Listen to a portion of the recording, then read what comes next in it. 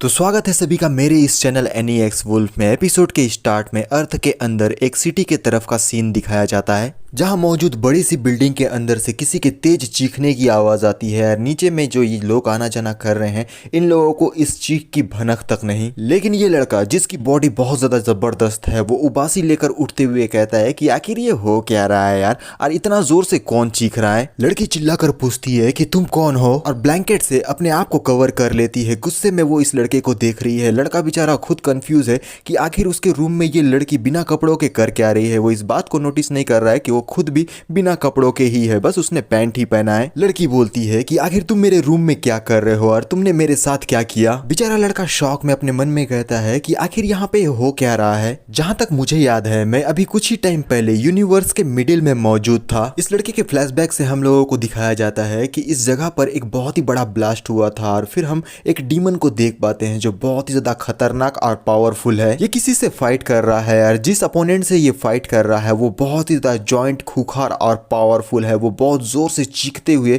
इसके ऊपर में अटैक करने वाला है और ये डीमन वो भी अपने पावर को एक्टिवेट कर देता है इसके ऊपर में अटैक करने के लिए। यार वो लड़का अपने मन में कहता है मेरा घमासान बैटल 3 ओवरलॉर्ड से हो रहा था। फिर वो फ्लैशबैक से बाहर आकर अपने आप को देखते हुए बोलता है कि आखिर ये हो क्या रहा है। फिर उसका सर दुखने लगता है। वो अपने सर को पकड़ता है, काफी ज्यादा तड़प रहा है। ये लड़का जिसके बॉडी के अंदर में उस खूंखार डीमन की स्पिरिट आ चुकी है वो इस लड़के के फ्लैशबैक को देखता है जहां इन लोगों के चेहरे तो रिवील नहीं किए गए हैं। लेकिन सबसे पहले ये लंबा वाला बंदा कहता है हम इस बास्टर्ड को ये फैमिली में बिल्कुल भी नहीं रहने देंगे। दूसरा बंदा कहता है कि चल निकल जा यहाँ पर से। ये बंदा कहता है ये फेंग तू बहुत बड़ा कचरा है, तू ये नाम बिल्कुल भी डिजर्व नहीं करता। क्या तुम लोगों ने देखा इसे अगर मारा जाए तो ये फाइट बैक भी नहीं कर सकता। इस जैसे कचरे को हमें जान से मार देना चाहिए। और उसके साथ ही काफी बुरी तरीके से इस लड़के को मारते हैं। और दोबारा से ये फेंग अपने फ्लैशबैक से वापस आकर अपने मन में कहता है क्या मेरा रिबॉर्न अर्थ के अंदर ह्यूमन बॉडी पर हो चुका है। लड़की अपने हाथों पर पिलो को पकड़ लेती है और गुस्से में ये फेंग के ऊपर में फेंक कर उसे मारती है और ये फेंग को फट से ये वाला लगता है और ये फेंग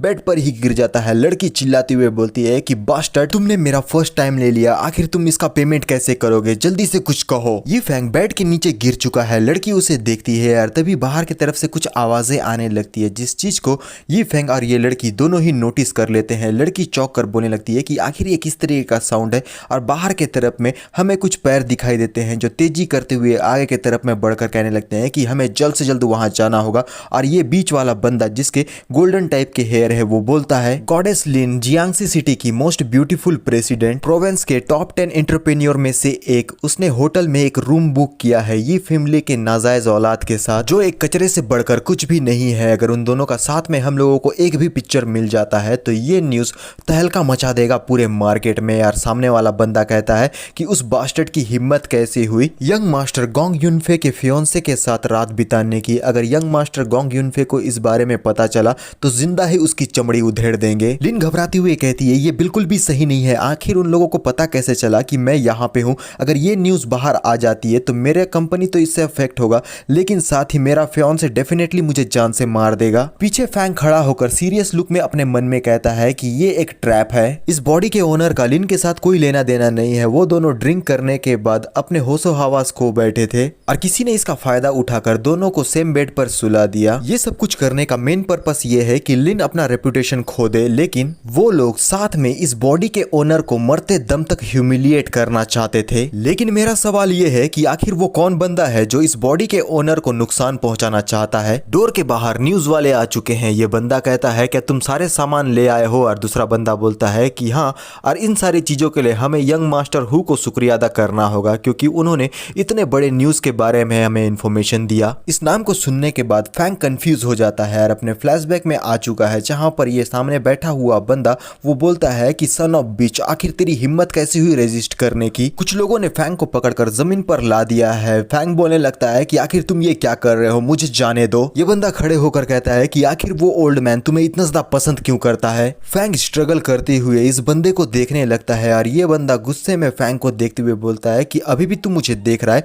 तेरी हिम्मत कैसी हुई मुझे इस तरीके से देखने की। फैंग अपने फ्लैशबैक से वापस आ जाता है यार, अपनी आंखों को गुस्से में खोलता है और उसके बॉडी के चारों तरफ हम लोगों को रेड एनर्जी दिखाई देती है यार। वो कहता है इहू, तो ये तुम थे जिसने ये सारी चीजों को किया है। फैंग रेड ब्लैक एनर्जी में तब्दील हो जाता है। लिन को इस बात की भनक तक नहीं है यार। वो विंडो के पास से इस जगह पर से एस्केप करने वाला है, लेकिन जाते जाते वो इस हरी पत्ती के ऊपर में थोड़ा सा टच कर देता है, जिस वजह से इस पत्ती का कलर अब मुरझाने लगा है या फिर बर्न होने लगता है। फैंग सेफली उस रूम से बाहर आ चुका है। सिटी के टॉप पर हम लोगों को रेड डार्क एनर्जी ही दिखाई दे रही है। फैंग इस तरीके से आगे बढ़ने लगता है। कुछ ह्यूमंस ने भी इस डार्क रेड एनर्जी को नोटिस कर लिया है, लेकिन ये रेड डार्क एनर्जी जिस चीज से भी टकराती है ऐसा लगता है कि उसके अंदर जो कुछ भी लाइफ है उस लाइफ सोर्स को ये सोख लेती है। और फैंग एक एनर्जी फॉर्म में रहते हुए जंगल के तरफ में आगे बढ़ने लगता है और एक जगह पर पहुंचने के बाद वो धीरे धीरे करके अपने ह्यूमन फॉर्म में आने लगा है। फैंग अब पूरी तरीके से अपने ह्यूमन फॉर्म में आ चुका है और उसके मुंह पर तुम देख सकते हो कि छोटा सा दांत भी बाहर आ गया है, जो कि एक डीमन का साइन है। फैंग बहुत जोर जोर से हंसने लगता है क्योंकि वो अपने हाफ ह्यूमन डीमन फॉर्म में आ चुका है। बहुत ही जबरदस्त और भयानक सीन है और धीरे धीरे करके उसकी हंसी अब शांत होने लगती है, लेकिन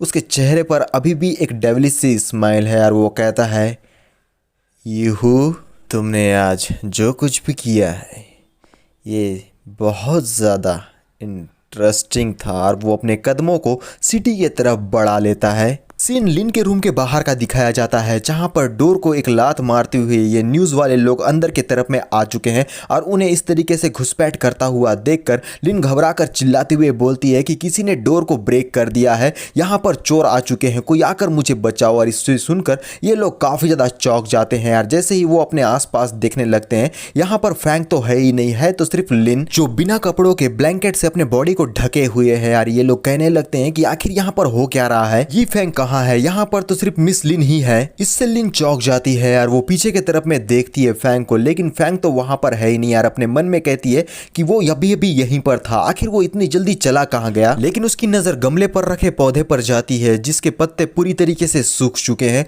और उन्हें देखते हुए मन में कहती है कि अभी कुछ टाइम पहले ये प्लांट बहुत ज्यादा ग्रीन था, लेकिन अब ये पूरी तरीके से सूख चुका है। आखिर ये हो क्या रहा है। चांदनी रात में होटल के बाहर एक कार लगी हुई है, यहाँ पर यीहू मौजूद है और उसका एक साथी भी। हु खुश होते हुए कहता है कि कल जब ये न्यूज वाले उसके बारे में छापेंगे तब मैं ये देखता हूँ कि गोंग फैमिली इसका कितना बुरा हाल करेगी यार। वर्ल्ड मैन जो इसे इतना प्रोटेक्ट कर रहा है, आखिर वो उसे कैसे प्रोटेक्ट करेगा। ये बंदा कहता है मास्टर हु, आप सचमुच में स्मार्ट और रूथलेस है। उसे अपने हाथों से जान से मारने के बजाय आपने ड्रिंक कराकर उसे लिन के रूम में भिजवा दिया। और इसी समय में इस बंदे का फोन बजता है, जिसे निकालकर वो देखते हुए कहता है कि यंग मास्टर हु, ये जर्नलिस्ट जैंग का फोन है। हु कहता है तो तुम इंतजार किसका कर रहे हो, जल्दी से उसके फोन को पिक करो, उसने फोटो खींच लिया होगा और कुछ फोटो हमारे पास भेजने को कहो, मैं उसके डेस्परेट चेहरे को देखना चाहता हूँ। गार्ड फोन को पिकअप करने के बाद चौंक जाता है उसकी बातों को सुनकर और यहाँ पीछे की तरफ से हु बोलता है क्या उन लोगों ने काम कर लिया है, आखिर इतना लंबा समय क्यों लग रहा है। गार्ड कहता है ठीक है मैं तुम्हारी सारी बातों को समझ गया और घबराते हुए पीछे मुड़कर बोलने लगता है यंग मास्टर, झांग ने बताया कि रूम के अंदर में सिर्फ लिन ही मौजूद थी, उसके अलावा कोई भी नहीं। जिसे सुनकर हु के होश उड़ जाते हैं और वो गार्ड से फोन को लेते हुए बोलता है आखिर ये कैसे पॉसिबल हो सकता है। फोन के अंदर से झांग कहता है यंग मास्टर हु, हम बिल्कुल सही कह रहे हैं, हम लोगों ने रूम के अंदर के कोने कोने को छान मारा, लेकिन यहाँ पर लिन के अलावा कोई भी नहीं है। हु परेशान होकर चिल्लाते हुए बोलता है कि अपनी बकवास की बातें मत करो, मैंने अपने हाथों से उन दोनों को सेम रूम में डाला था, आखिर वो कहाँ जा सकता है। लेकिन जैसे ही उसकी नजर सामने पड़ती है वो पूरी तरीके से चौंक जाता है क्योंकि फैंग उसके सामने में आ चुका है। फैंग के बॉडी से रेड एनर्जी निकल रही है। हंसते हुए फैंग कहता है ये हु, ये फैमिली के डायरेक्ट डिसेंडेंट, क्या तुमने ये सब कुछ प्लान किया था। गार्ड चौंक कर कहता है यंग मास्टर हु, ये तो ये फैंग है। और फैंग बोलने लगता है कि हाँ मैं भी देख सकता हूँ, तो अपने मुंह को बंद कर। ये न्यूज वाले सबसे बड़े गधे हैं क्योंकि इन लोगों के नाक के नीचे से ये बाहर आ गया। फिर फैंग से कहता है तो क्या अगर मैंने ये सारी चीजों को प्लान किया, तू है कौन जो मुझसे क्वेश्चन पूछ रहा है। तू बस एक घटिया आदमी है जिसने ये सपना देखा है कि तू ये फैमिली को इनहेरिट करेगा। तू बस कचरा है यार। रही बात ये फैमिली को इनहेरिट करने की, तो ये मैं तुझे करने दूंगा ही नहीं। और अब जबकि तूने मेरे प्लान को पूरी तरीके से बर्बाद कर दिया और अपने पास से एक खंजर को निकाल लेता है और तेजी की रफ्तार से वो फैंग के ऊपर में अटैक करने के लिए आगे बढ़ते हुए बोलता है, तो मैं अब तुझे अपने हाथों से ही जान से मारूंगा। हु फैंग के और ज्यादा नजदीक पहुंच चुका है, लेकिन फैंग के चेहरे पर डर नहीं बल्कि एक स्माइल है। हु चिल्लाते हुए नाइफ से फैंग के ऊपर में अटैक कर देता है और उसके अटैक से बचने के लिए फैंग पीछे की तरफ में हटता है, लेकिन हु कंटिन्यूअसली अपने नाइफ से फैंग के ऊपर में अटैक करते हुए बोलता है कि तू भागने की कोशिश कर रहा है तो यहाँ कोई रास्ता नहीं है जहां पर तू भाग कर चला जाएगा, क्योंकि आज मैं तुझे बिल्कुल भी जिंदा नहीं छोड़ूंगा। क्योंकि हु फैंग का कुछ नहीं बिगाड़ सकता, क्योंकि स्ट्रेंथ के मामले में इन दोनों के बीच में बहुत बड़ा गैप आ चुका है। हमारा फैंग पूरी तरीके से रिलैक्स होकर उसके हर अटैक को डॉज कर रहा होता है, लेकिन फिर डॉज करना खत्म करके अब सीधा उसके गले के ऊपर में एक जोरदार अटैक करता है, जहां पर हु के मुंह से खून निकलने लगा है और फैंग बोलता है कि इस तरीके के बकवास प्ले मेरे साथ करना बंद कर दे। हु तो फैंग के अटैक की वजह से काफी ज्यादा स्ट्रगल कर रहा है, लेकिन फैंग स्माइल करते हुए बोलने लगता है, वो मैं नहीं हूं जो मरने वाला है, वो तू है जो आज जिंदा यहां पर से वापस नहीं जाएगा। तो क्या तुझे ये बात समझ में आई? अरे तू चुप क्यों हो गया? अरे कुछ तो बोलो भैया। अभी अभी तो तू बहुत बड़ी बड़ी बातें कर रहा था, अचानक से तेरे मुंह से आवाज क्यों नहीं निकल रही है? लेकिन कुछ चीजों को देखने के बाद हु की तो हालत ही खराब हो जाती है यार। हमारा फैंग अपने डिमोनिक फॉर्म में आ चुका है, उसकी आंखें रेड डार्क और दांत नुकीले और हंसते हुए बोलने लगता है कि मैं सोच रहा हूं कि आखिर तेरा टेस्ट कैसा होगा। फैंग के पीछे से हम लोगों को डिमोनिक बीस्ट नजर आते हैं, जो बहुत बुरी तरीके से लालच भरी निगाहों के साथ अपने मुंह को खोले हुए दिखाई दे रहे हैं। और इसी को देखने के बाद हु की इतनी हालत खराब हो गई थी। अब जैसे ही फैंग के डिमोनिक स्पिरिट अपना मुंह को खोलकर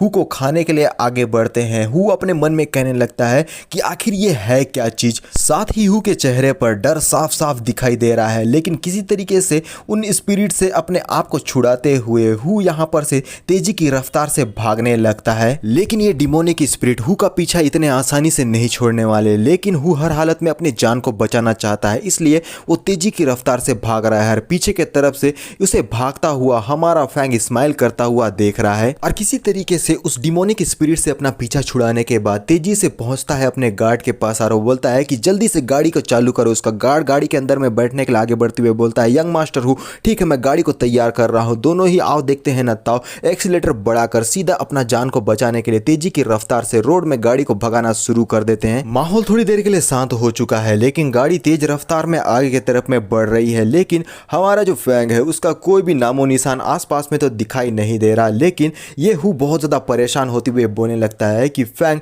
नेक्स्ट टाइम जब हम मिलेंगे ना, उस वक्त मैं तुझे अच्छे से देख लूंगा। गार्ड घबराते हुए कहता है, यंग मास्टर हु, आपको रूफ के तरफ में देखना चाहिए, ये मुझे बिल्कुल भी सही नहीं लग रहा है यार। जैसे ही हु ऊपर की तरफ में देखता है, वहां पर रेड डार्क टाइप का कुछ सिंबल बना हुआ दिखाई देता है, जिसे देखने के बाद हु की तो और ज्यादा हालत खराब हो जाती है यार। पीछे की तरफ हम देख पाते हैं हमारे फैंग को, जिसके हाथों में रेड एनर्जी निकल रही है और वो मुस्कुराते हुए वही सिंबल जो उस गाड़ी के रूफ पर हम लोगों को दिखाई दिया था, फैंग के हाथों पर भी दिखाई देता है। और फैंग उस सिंबल को बहुत बुरी तरीके से अपने मुट्ठी में दबा लेता है, जिसकी वजह से गाड़ी में कुछ होने लगता है यार। हु घबराते हुए बोलता है कि ये बिल्कुल भी सही नहीं है, मुझे इसके लिए बिल्कुल भी अच्छा फीलिंग नहीं आ रहा है, हम लोगों को यहाँ पर से जंप कर लेना चाहिए। आखिर तुम इंतजार किसका कर रहे हो, जल्दी से डोर को ओपन करके कार से जंप करो। लेकिन हम लोगों को हु के चारों तरफ रेड डार्क एनर्जी दिखाई देती है यार। गाड़ी के ऊपर में एक बहुत ही जबरदस्त और भयानक सा धमाका जो कि हमारे फैंग ने किया था अपने रेड डार्क एनर्जी को इस्तेमाल करते हुए यार। इसी के साथ साथ हु का यहीं पर खात्मा हो चुका है। फिर हम लोगों को गाड़ी के चिथड़े दिखाई देते हैं यार, साथ में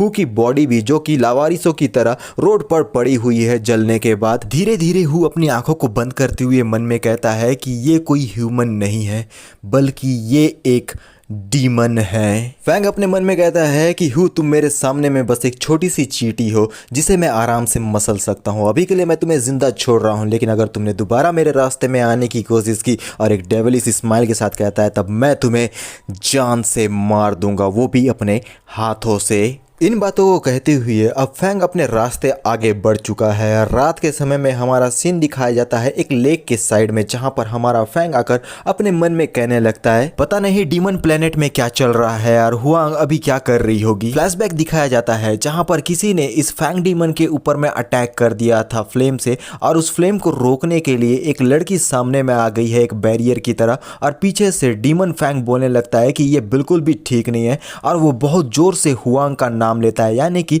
इस लड़की का नाम ही है हुआंग। और हुआंग साइड की तरफ में मुस्कुरा कर देखती है उस फ्रेम को रोकते हुए, और वो बोलती है कि ब्रदर ये फैंग। हुआंग इंजर्ड होकर फैंग की बाहों में है और वो फैंग से कहती है कि मैं बेवकूफ़ नहीं हूँ, मैं हर जगह आपको प्रोटेक्ट करना चाहती थी, मेरी इच्छा ये नहीं थी कि मैं आपके साथ में मिलकर पूरे गैलेक्सी को कॉन्कर करूँ, मेरी बस एक ही इच्छा थी कि चाहे मौत हो या जिंदगी मैं हर जगह आपको फॉलो करूँ। हुआंग मुस्कुराते हुए अपनी आंखों को बंद करती है, उसके चेहरे को देखकर लगता है कि जो कुछ भी उसने किया है उसका बिल्कुल भी रिग्रेट नहीं है। और तभी ये डीमन अपने हाथों में फ्लेम लेकर हुआंग और फैंग के ऊपर में अटैक करने के लिए आगे बढ़ जाता है, और अभी भी फैंग हुआंग को अपने बाहों में लिए हुए मन में कहता है अब जबकि मैं रिबॉर्न हो चुका हूं तो क्या ऐसा हो सकता है कि हुआंग ने भी रिबॉर्न ले लिया हो? नहीं, वो पागल लड़की स्टार एम्प्रेस है, यहाँ तक कि अपने प्राइम फॉर्म में होने के बावजूद भी मुझे उससे डर कर रहना पड़ता था, लेकिन ऐसा कुछ तो उसके साथ में बिल्कुल भी नहीं हो सकता। फैंग मुस्कुराकर पानी के अंदर जाते हुए कहता है कि हुआंग तुम मेरा इंतजार करो, तुम्हारा ब्रदर कम से कम टाइम में डीमन किंग के तौर पर वापसी करेगा। फैंग के बॉडी से भारी मात्रा में रेड डार्क एनर्जी रिलीज होता है जो तेजी की रफ्तार से इस पानी के रास्ते आगे की ओर बढ़ती है।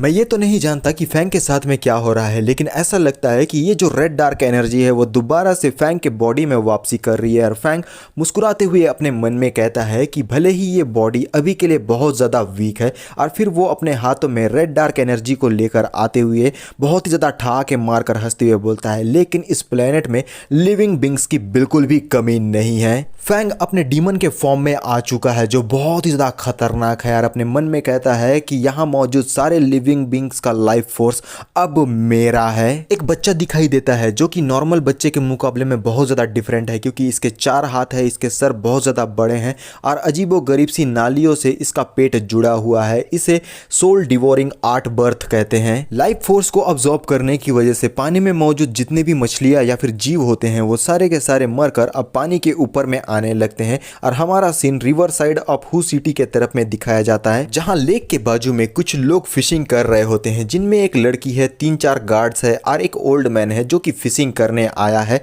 और लड़की बोलने लगती है कि ग्रैंडपा आप अभी अभी ठीक हुए हैं और यहाँ पे फिशिंग करने के लिए आ चुके हैं, अगर फैमिली वालों को इस बारे में पता चला तो वो लोग बहुत बड़ा सीन क्रिएट करेंगे। ग्रैंडपा हंसते हुए कहते हैं कि सियाओ तुम्हें चिंता करने की जरूरत नहीं है, तुम्हारे ग्रैंडपा का बॉडी बहुत ज्यादा टफ है, और खास करके रिकवरी लेने के बाद अब तो मैं किसी बैल को भी एक थप्पड़ में मार सकता हूँ। गार्ड मुस्कुराते हुए कहता है कि मिस बाय जब आपके ग्रैंडफादर आर्मी में थे तब भी वो शार्प स्वॉर्ड स्क्वाड के किंग थे, भले ही उनकी एज हो चुकी है लेकिन अभी भी वे काफी ज्यादा तगड़े हैं। बाय ग्रैंडफादर से पूछती है कि ग्रैंडपा क्या ये बात सच है, और अपने मन में कहती है कि मेरे ग्रैंडपा सोल्जर्स के किंग थे, यहाँ तक कि मेरे अंकल जोंग स्पेयरिंग किंग है स्पेशल स्क्वाड के अंदर। मेरे दोनों फैमिली मेंबर्स 20 से 30 एक्सपर्ट को आसानी से हैंडल कर सकते हैं, मेरे ख्याल से मैं बेवजह ही इन लोगों की इतना चिंता करती हूँ। फिशिंग रॉड में कुछ फंसता है जो नीचे की तरफ जाने की कोशिश करता है। ग्रैंडपा खुश होते हुए बोलते हैं कि मैंने कुछ तो पकड़ा है, और वो अपना पूरा जोर लगाकर उस मछली को बाहर खींचने की कोशिश करते हैं, लेकिन ये शायद मछली बहुत ज्यादा बड़ी है, जिसे देखने के बाद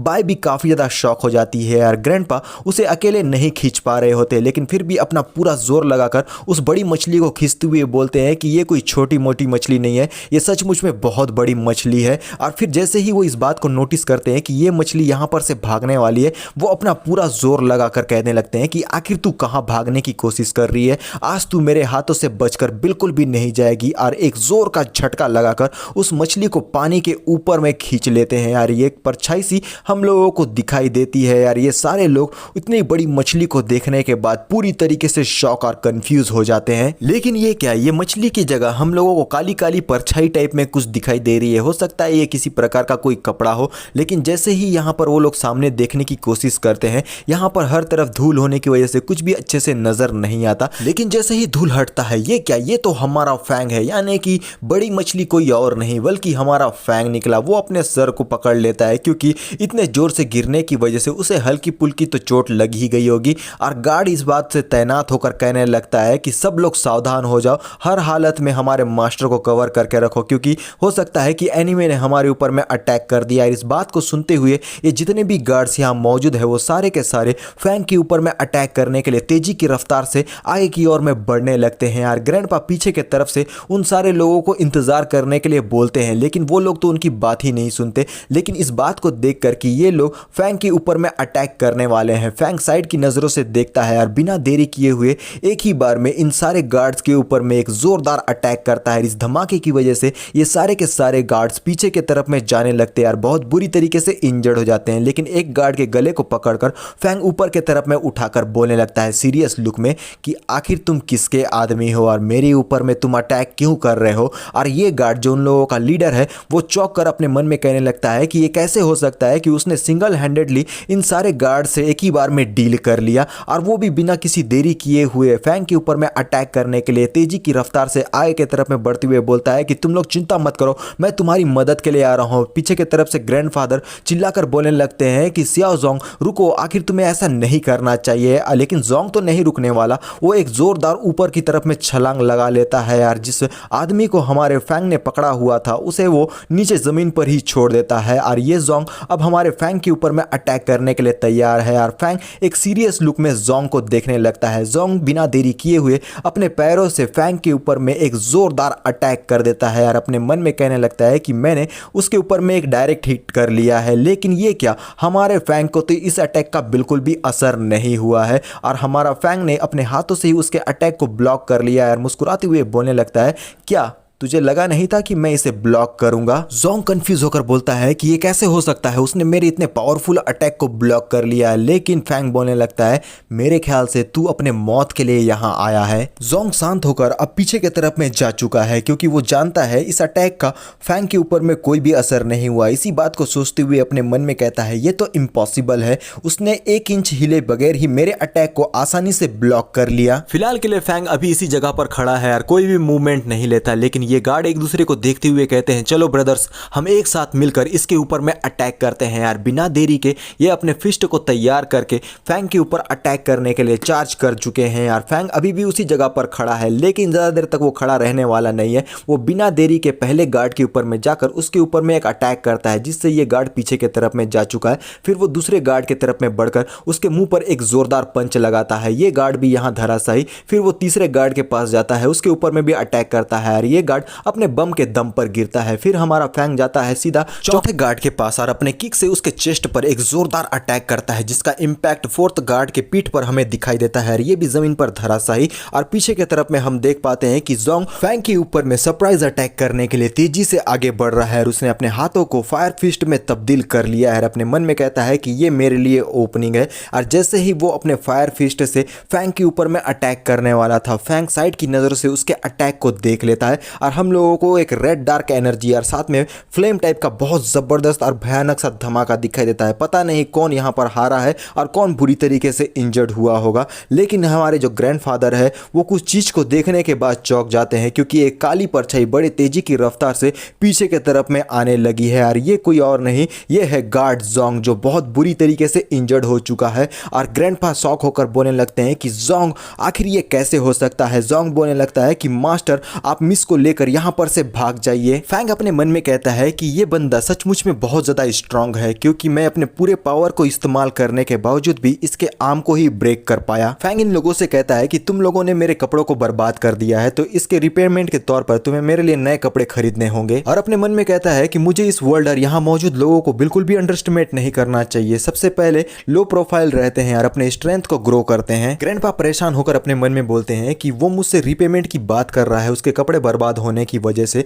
तो क्या ये यहाँ पर मेरे साथ रिवेंज लेने के लिए नहीं आया है। और अपने पॉकेट पर हाथ डाल के एक एटीएम कार्ड निकाल कर फैंग को देते हुए बोलते हैं कि मेरे दोस्त, मैं माफी चाहता हूँ कि मेरे लोगों ने तुम्हारे कपड़े को बर्बाद कर दिया, तो लॉजिकली इस डैमेज का भुगतान तो मुझे ही करना होगा। और अपने मन में कहते हैं इस लड़के ने सिंगल पंच से जोंग के हाथ को ब्रेक कर दिया है, तो इसे वीक तो बिल्कुल भी नहीं समझना है। अगर हम लोगों ने इस लड़के के साथ में अच्छे रिलेशन स्टैब्लिश किए तो हो सकता है कि फ्यूचर में जाकर बाय फैमिली को इसका बेनिफिट मिल जाए। ग्रैंडफादर ग्रैंडफादर फैंग के नजदीक जाकर कहते हैं कि मैं बस तुम्हारा नाम जानना चाहता हूँ, हो सकता है कि भविष्य में हम लोगों को दोस्त बनकर रहना चाहिए। और पीछे के तरफ से बाय जोंग को संभाल कर उठाने लगती है। ग्रैंडफादर के हाथों से एटीएम को लेती हुए फैंग कहता है कि मेरा सरनेम यी है, लेकिन रही बात फ्रेंड बनने की तो मुझे डर है कि आपके पास उतना समय नहीं है, क्योंकि फैंग ने ग्रैंडफादर के लाइफ को देख लिया है जो अपने लास्ट स्टेज पर पहुंच चुका है। इस बात को सुनकर ग्रैंडफादर थोड़ा सा चौंक जाते हैं और कंफ्यूज भी, और अपने मन में कहने लगते हैं कि आखिर ये सब कुछ कहने का इसका मतलब क्या था। और फैंग कहने लगता है भले ही आपका करंट कंडीशन आपको ये लग रहा है कि आप फुल एनर्जी से भरे हुए हैं, आप वाइटलिटी से ग्लो कर रहे हैं, लेकिन सच बात तो यही है कि आप बहुत जल्द मरने वाले हैं। इसे सुनकर जोंग बाय ग्रैंडपा सब शॉक हो जाते हैं और एक टक फैंग को ही देखे जा रहे हैं। और फैंग साइड की नजर से इन लोगों को देखता है, मुड़कर आगे बढ़ने लगता है और हमारा जोंग उठते हुए फैंग को कुछ बोलने वाला था, लेकिन ग्रैंडफादर जोंग को रोकते हुए बोलते हैं कि जोंग तुम्हें यहाँ पर जल्दबाजी में कोई भी फैसला नहीं लेना चाहिए। बाय फैंग की बातों को सुनने के बाद अपने मुंह को फुला लेती है यार। जैसे ही हमारा फैंग आगे की तरफ में बढ़ने लगता है, बाय पीछे की तरफ से चिल्लाते हुए बोलती है आखिर तुम्हारे साथ में प्रॉब्लम क्या है? यहाँ ऐसे बहुत बड़े बड़े लोग हैं जो हमारे फैमिली से अच्छे रिलेशन बनाकर रखना चाहते हैं, तुम्हारी हिम्मत कैसी हुई इस तरीके से हार्श वर्ड हमारे अगेंस्ट बोलने की? बाय की बातों को सुनकर फैंग मुस्कुराते हुए मुड़ता है, लेकिन वो उसे इग्नोर करता है। फिर वो जाते हुए उससे मुस्कुरा कर कहता है कि मैं बस तुम्हें वार्निंग दे रहा हूं तुम्हारे अच्छे के लिए, अगर तुम्हें मानना है तो मानो, वरना तुम्हारे पास न मानने का भी चॉइस है। ग्रैंडफादर फैंग के डिमोनिक ऑरा को महसूस करते हुए बताते हैं कि जब वो मेरे नजदीक आया था तब मुझे एक इल्यूजन आया, जैसे कि मैं किसी एंशिएंट और बहुत ही पावरफुल बीस्ट के सामने आ चुका हूं, अगर वो चाहता अपने एक ही फिंगर से वो मुझे जान से मार देता। जोंग परेशान लुक में कहता है आपका इंस्टिंक्ट हमेशा एक्यूरेट होता है, इसका मतलब ये है कि ये लड़का बहुत ज्यादा डेंजरस है। ग्रैंडपा कहते हैं कि जोंग तुमने बिल्कुल सही कहा, तुम्हें पता है कि ये लड़का मुझे किसकी याद दिलाता है? The legendary individual S squad. Jong कहता है आप इसकी तुलना गॉड ऑफ वॉर लोंगिया से कर रहे हैं, ये लेजेंडरी फिगर जो कई सालों से मिसिंग है। आखिर ये कैसे हो सकता है? ये तो एक जवान लड़का है, उसका कंपैरिजन आप सीनियर लोंगिया से कर रहे हैं। बाय चिल्लाते हुए कहती है कि ग्रैंडपा जल्दी से आप लोग यहाँ पर आइए और ये देखिए कि यहाँ क्या हो रहा है। रिवर के अंदर मौजूद मछलियां मरकर ऊपर आ चुकी हैं, जिसे देखकर ग्रैंडपा और जोंग दोनों ही हैरान हो चुके हैं। सीन किसी स्कूल या यूनिवर्सिटी के तरफ दिखाया जाता है, जहां हमारा फैंग चुपचाप से आगे की ओर में बढ़ रहा है, लेकिन यहाँ पर सफर कर रहे कुछ लोग हमारे फैंग को ही देखे जा रहे हैं पैनी निगाह से। लोगों के एक्सप्रेशन को देखते हुए फैंग अपने मन में कहता है कि मेरे इस बॉडी के प्रीवियस ओनर को लोग पसंद नहीं करते, लेकिन मैं ये नहीं जानता था कि ये इतना बुरा है। साथ ही ये बॉडी बहुत ज़्यादा वीक है, लेकिन अच्छी बात यह है कि मैं उसकी आइडेंटिटी को यूज़ कर सकता हूँ। हो सकता है कि मैं इस वर्ल्ड को ह्यूमन स्कूल में जाने के बाद और अच्छी तरीके से अंडरस्टैंड कर पाऊँ। यी फैंग के पीछे में एक बंदा आकर कहने लगता है कि देखो देखो, ये तो वही यी फैंग है ना जिसके बारे में ये र्यूमर फैला हुआ है कि उसने नंबर 1 मोस्ट ब्यूटीफुल प्रेसिडेंट के साथ में रात बिताई है। फाइनली 3 दिन तक छुपने के बाद उसने अपने आप को लोगों के सामने में लाने का हिम्मत कर ही लिया। ये एक बुली है जिसके साथ में उसकी गर्लफ्रेंड है यार। ये दोनों एक दूसरे की बाहों में बाहें लिए हुए हमारे फैंग को बुली करने के लिए आगे बढ़ रहे हैं। इन दोनों को देखते हुए फैंग अपने मन में कहने लगता है कि ये है जोंग सियांग और यूफी। यूफी फैंग की गर्लफ्रेंड हुआ करती थी, लेकिन जब से ये जोंग सियांग के टच में आई है तब से उसने फैंग से ब्रेकअप कर लिया। फैंग पहले के टाइम में इस लड़की से काफी ज्यादा ऑब्सेस्ड था, इस वजह से जब ये छोड़ के गई तो वो काफी ज्यादा डिप्रेस्ड भी हो गया था। सियांग कहता है कि मैंने नहीं सोचा था कि तेरे जैसा बास्टर्ड वापस आने की हिम्मत करेगा, लेकिन जियांग सिटी में अभी तू काफी फेमस पर्सन बन चुका है। गोंग फैमिली के साथ साथ ये फैमिली भी तुम्हारी तलाश कर रही है, तुम्हारी छोटी सी जिंदगी अब बहुत जल्द खत्म हो जाएगी। फैंग कहता है अगर तुम्हारी बकवास की बातें खत्म हो गई है तब मैं यहाँ पर से जा रहा हूँ। सियांग को इग्नोर करके फैंग आगे बढ़ जाता है और इस बात से बेइज्जती महसूस करके सियांग काफी ज्यादा फ्रस्ट्रेटेड हो जाता है और सीधा पहुंच जाता है फैंग के पास और उसके कंधे पर अपना हाथ रखता है और जोर आजमाते हुए एक सीरियस आवाज में बोलता है कि तेरे अंदर कुछ गट्स आ चुका है, तेरी हिम्मत कैसे हुई मुझे इग्नोर करके आगे बढ़ने की। और उसके हाथ को अपने कंधे पर देखकर फैंग कहता है कि मैं माफी चाहता हूं, मैं छोटे मोटे इंसेक्ट की आवाजों को नहीं सुन पाता। इन बातों से हो गया है सियांग का इमोशनल डैमेज, लेकिन यू आकर बोलती है कि फैंग तुम अपने आप को समझते क्या हो? हमारे पुराने रिश्ते के लिए अगर तुम अपने घुटनों पर आ जाते हो तब मैं सियांग से रिक्वेस्ट करूंगी तुम्हें बख्श देने के लिए। इन बातों को सुनकर सियांग खुश होकर यू को अपने और ज्यादा नजदीक कर लेता है। दोनों का मुंह एक दूसरे में घुसने ही वाला है यार। मुस्कुराते बताते हुए सियांग कहता है कि अब मैं समझ गया फैंग, तुम इसलिए गुस्सा हो क्योंकि यू को मैंने तुमसे छीन लिया। अब मैं सारी चीजों को अच्छे से समझ गया, लेकिन ये बात भी सच है कि तेरे जैसा कचरा यू के लिए बिल्कुल भी वर्दी नहीं। फैंग को याद आता है कि किस तरीके से यू ने फैंग को डिच कर दिया था, बहुत बुरी तरीके से ताने और गंदे गंदे बातों को बोलकर, जिसकी वजह से फैंग का दिल बहुत बुरी तरीके से ब्रेक हो गया और वो डिप्रेशन में जा चुका था। लेकिन मजेदार वाली बात तो ये है कि ये हमारा प्रीवियस फैंग नहीं है, बल्कि एक डीमन फैंग है जिसे इन सारी चीजों की बिल्कुल भी परवाह नहीं है, क्योंकि बदला तो यहाँ पर लिया जाएगा। क्योंकि बॉडी और आइडेंटिटी अगर मिला है तो उसके पेमेंट के तौर पर बदला तो लिया जाएगा। फिर फैंग कहता है कि हैं गुस्सा, वो भी इस तरीके की लड़की के लिए। क्या तुम्हें सच में ऐसा लगता है कि ये लड़की इतनी वर्दियत भी है कि इसके लिए मैं गुस्सा करूं? सियांग, फिर भी मैं तुमसे ये कहना चाहूंगा कि तुम्हारा दिल सचमुच में बहुत ज्यादा बड़ा है, क्योंकि जिस कचरे को मैंने फेंक दिया उस कचरे को तुम ट्रेजर की तरह रख रहे हो। सीधे शब्दों में भाई तुम झूठा पत्तल चाट रहे हो, तुम्हारा दिल सचमुच में बहुत बड़ा है। इतनी बेइज्जती भरी बातों को सुनकर यू चौंक जाती है और आसपास में मौजूद लोगों में से एक बंदा पहले बोलता है कि सचमुच में ये बास्टर्ड यानी कि फैंग बहुत ज्यादा एरोगेंट है, और दूसरा बंदा ठा के मारकर हंसते हुए कहता है कि यू अब बहुत गुस्से में आ चुकी है, आज तो फैंग गया। और उसके साइड वाला बंदा बोलता है कि मैं शर्त लगाता हूं कि सियांग इसे जमीन पर रगड़ रगड़ के बहुत बुरी तरीके से मारने वाला है। सियांग तो बहुत गुस्से में आ चुका है, वो फैंग से कहता है कि तेरी जुबान सचमुच में बहुत ज्यादा चलती है, मैं तुझे एक बात बताता हूँ, यू मुझसे सच्चा प्यार करती है, वो मरते दम तक मुझसे प्यार करते रहेगी, और तू बस एक कचरा है, एक बास्टर्ड जिसे कोई भी नहीं चाहता। आखिर तेरा क्या क्वालिफिकेशन है कि तू मेरे अगेंस्ट में बोल रहा है? यू चिल्लाती हुई बोलती है कि फैंग, मैं सचमुच में अंधी थी जिसने तुम्हें लाइक किया, मैं तुम्हें बताती हूँ कि तुम बहुत बड़े कचरे हो, अब से भविष्य में तुम्हें कोई भी गर्लफ्रेंड नहीं मिलेगी, तुम हमेशा अकेले ही रहोगे और अकेले ही मरोगे। फैंग हंसकर मुड़ते हुए कहता है कि मुझे परवाह नहीं कि कोई मुझे चाहता भी है या नहीं, लेकिन मैं इस बात पे श्योर हूँ कि तुम दोनों का जो रिश्ता है वो हेवन से बनकर आया है, बिच और बास्टर्ड का। तुम दोनों को हमेशा साथ में ही रहना चाहिए, मैं तुम दोनों को ही बधाई देता हूँ। सियांग फैंग के ऊपर अटैक करने के लिए पीछे से बढ़ते हुए कहता है कि कमीने, मैं तुझे बिल्कुल भी नहीं छोड़ूंगा, आज मैं तुझे एक लेसन सिखा कर ही रहूंगा। इस चीज को महसूस कर चुका फैंग दबी आवाज में कहता है कि अगर तूने एक और स्टेप मेरे अगेंस्ट में लिया तो तू आज मरेगा। ये बातें बोलकर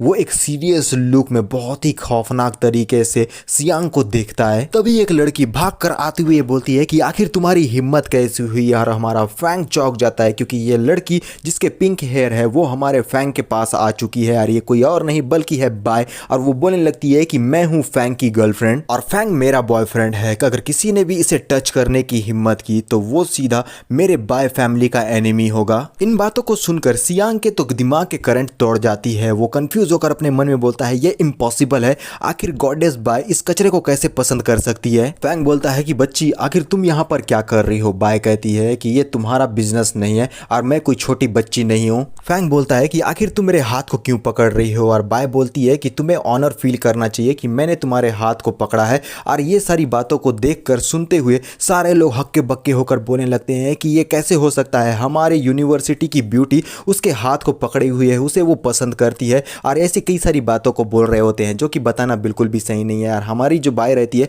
वो चिल्लाते हुए बोलती है कि रुको, जैसा कि मैंने अभी अभी कहा तुम लोगों ने सारी बातें अच्छी तरीके से सुन ली होगी। और इस बात को सुनते हुए ये जो सियांग है वो और ज़्यादा फ्रस्ट्रेटेड हो जाता है और कहने लगता है कि मिस बाय, मैं आपके बाय फैमिली के अगेंस्ट जाने की बिल्कुल भी हिम्मत नहीं करूंगा। और बाय सीरियस लुक में बोलती है कि अगर तुम्हें ये बात पता है तो ये बहुत ही अच्छी बात है। बाय अब फैंग से कहने लगती है कि जाने मन, अब यहाँ पर का मैटर सेटल हो चुका है तो अब हम लोगों को आगे बढ़ना चाहिए। फिर बाय कंफ्यूज होकर फैंग को देखने लगती है, क्योंकि वो किसी अलग ही डायरेक्शन में जा चुका है। फैंग पहुंच चुका है सियांग के सामने में और एक स्माइल के साथ बोलने लगता है कि तू तो इस बार लकी निकला, अगर तुझे सचमुच में अपनी जिंदगी इतनी ज्यादा प्यारी है ना तो दोबारा मेरे रास्ते में आने की हिम्मत मत करना। और रही बात यू की, तो वो बहुत ही घटिया और स्लट औरत है, तो तूने अब उसे ले ही लिया है तो मैं हमेशा तेरा शुक्रगुजार रहूंगा, क्योंकि तेरी वजह से मेरा उससे पीछा छूट गया। यू सियांग के नजदीक जाकर बोलती है, ब्रदर सियांग ऐसी बात नहीं है, जो कुछ भी इसने कहा। और उसकी बातों को कट करके एक जोरदार थप्पड़ उसके गाल पर मार देता है सियांग,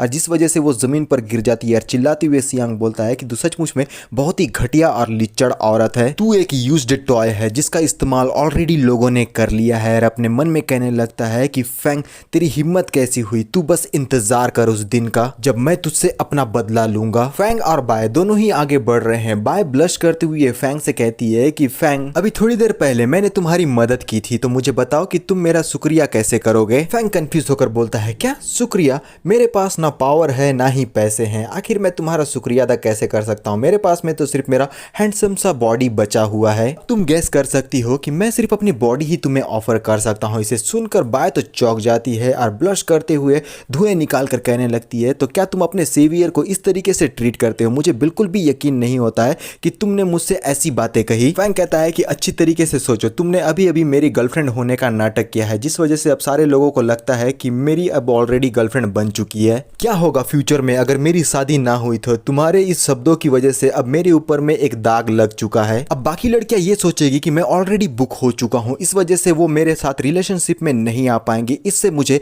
इमोशनल डैमेज होगा। और बाय बोलने लगती है सीरियसली तुम ये बात बोल रहे हो। फैंग कहता है तो अब मुझे बताओ मेरी जिंदगी भर अब कोई शादी नहीं होने वाली, इसका पेमेंट तुम कैसे करोगी। बाय चिल्ला कर कहती है कि तुम बहुत बड़े बास्टर्ड हो, अगर तुम्हारी शादी नहीं हो रही है तो मैं इसकी परवाह क्यों करूं, और ऑलरेडी मेरे ग्रैंडफादर ने तुम्हें ब्लैक कार्ड दिया हुआ है। फैंग कहता है कि ये कार्ड तुम्हारे ग्रैंडफादर ने मुझे दिया है, तुम्हारा इससे कोई रिश्ता नहीं। आई फ्रस्ट्रेटेड होकर बोलती है कि तुम बहुत बुरे हो। चिड़चिड़ाते हुए वो अपने जेब में पैसे तलाश करने लगती है और बाय सचमुच बहुत ज्यादा क्यूट लग रही है। जैसे ही वो सामने की तरफ में देखती है फैंग तो इस जगह पर से 9-2-11 हो चुका है, जिसे देखने के बाद हमारी बाय चौंक जाती है और चिल्लाते हुए बोलती है कि बास्टर्ड मैं तुझे बिल्कुल भी नहीं छोड़ूंगी। और फिर अपने मन में शांत होकर कहती है कि उसने मुझे पहले ही बताया था कि उसके जो ग्रैंडफादर है वो मरने वाले हैं, मैं बस उसके और नजदीक जाकर उसे इंट्रोगेट करना चाहती थी, लेकिन और मैं इस बात पे शर्त लगा सकती हूँ कि उसे ये बात अच्छी तरीके से मालूम थी कि मैं बस उसे इंट्रोगेट करने के लिए उसके नजदीक आ रही हूँ। मैं तुम्हारे ऊपर इतनी इजीली गिव अप नहीं करने वाली, मैं डेफिनेटली तुम्हें दोबारा से ढूंढ लूंगी, तुम्हारी आइडेंटिटी के बारे में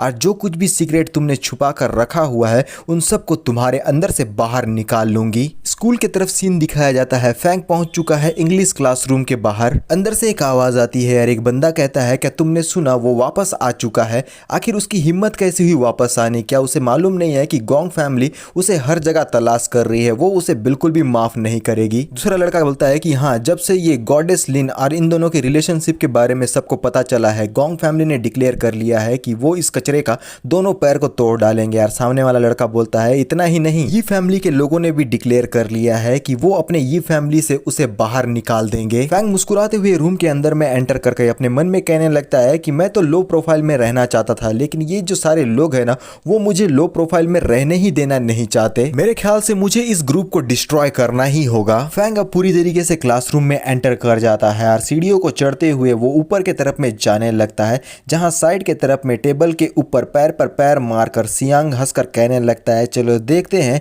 कि आखिर अब तू किस तरीके से मरेगा। भले ही मैं ना मार पाऊं, लेकिन ऐसे बहुत सारे लोग हैं जो तुझे मारने के लिए तैयार बैठे हैं। ये मोटू हड़बड़ाते हुए डोर को ओपन करके अंदर के तरफ में आ जाता है और जोर जोर से फैंग का नाम लेता है। गिरते पड़ते संभलते हुए हाँप कर बोलने लगता है कि ये बिल्कुल भी अच्छा नहीं है, तुम्हें अब हर हालत में मेरे साथ में चलना होगा। और फैंग साइड के तरफ में मुड़कर फैटी को देखता है और इस बात का सियांग को अंदाजा हो गया है कि फैंग के ऊपर में मुसीबत आने वाली है। उसके चेहरे पर स्माइल आ जाती है, लेकिन मोटू हमारे फैंग की तरफ आगे बढ़ते हुए बोलने लगता है कि आखिर तुम यहाँ खड़े खड़े क्या कर रहे हो, तुम्हें जल्दी से जल्दी यहाँ पर से निकलना होगा अगर तुम मरना नहीं चाहते। गोंग फैमिली के लोग वापस आकर तुम्हारा तलाश कर रहे हैं, वो अपने साथ में कुछ लोगों को भी लाए हैं, तो तुम्हें जल्दी से जल्दी यहाँ पर से भागना होगा। फैंग अपने मन में कहता है कि चींटी आखिरकार कुचले जाने के लिए आ ही गए हैं, मैं भी अब देखना चाहता हूँ कि ये लोग मेरा क्या ही बिगाड़ सकते हैं। फैंग मोटू के कंधे पर हाथ रखकर स्माइल करते हुए बोलता है कि मोटू तुझे चिंता करने की जरूरत नहीं है यार, तू बस आराम से बैठ जा,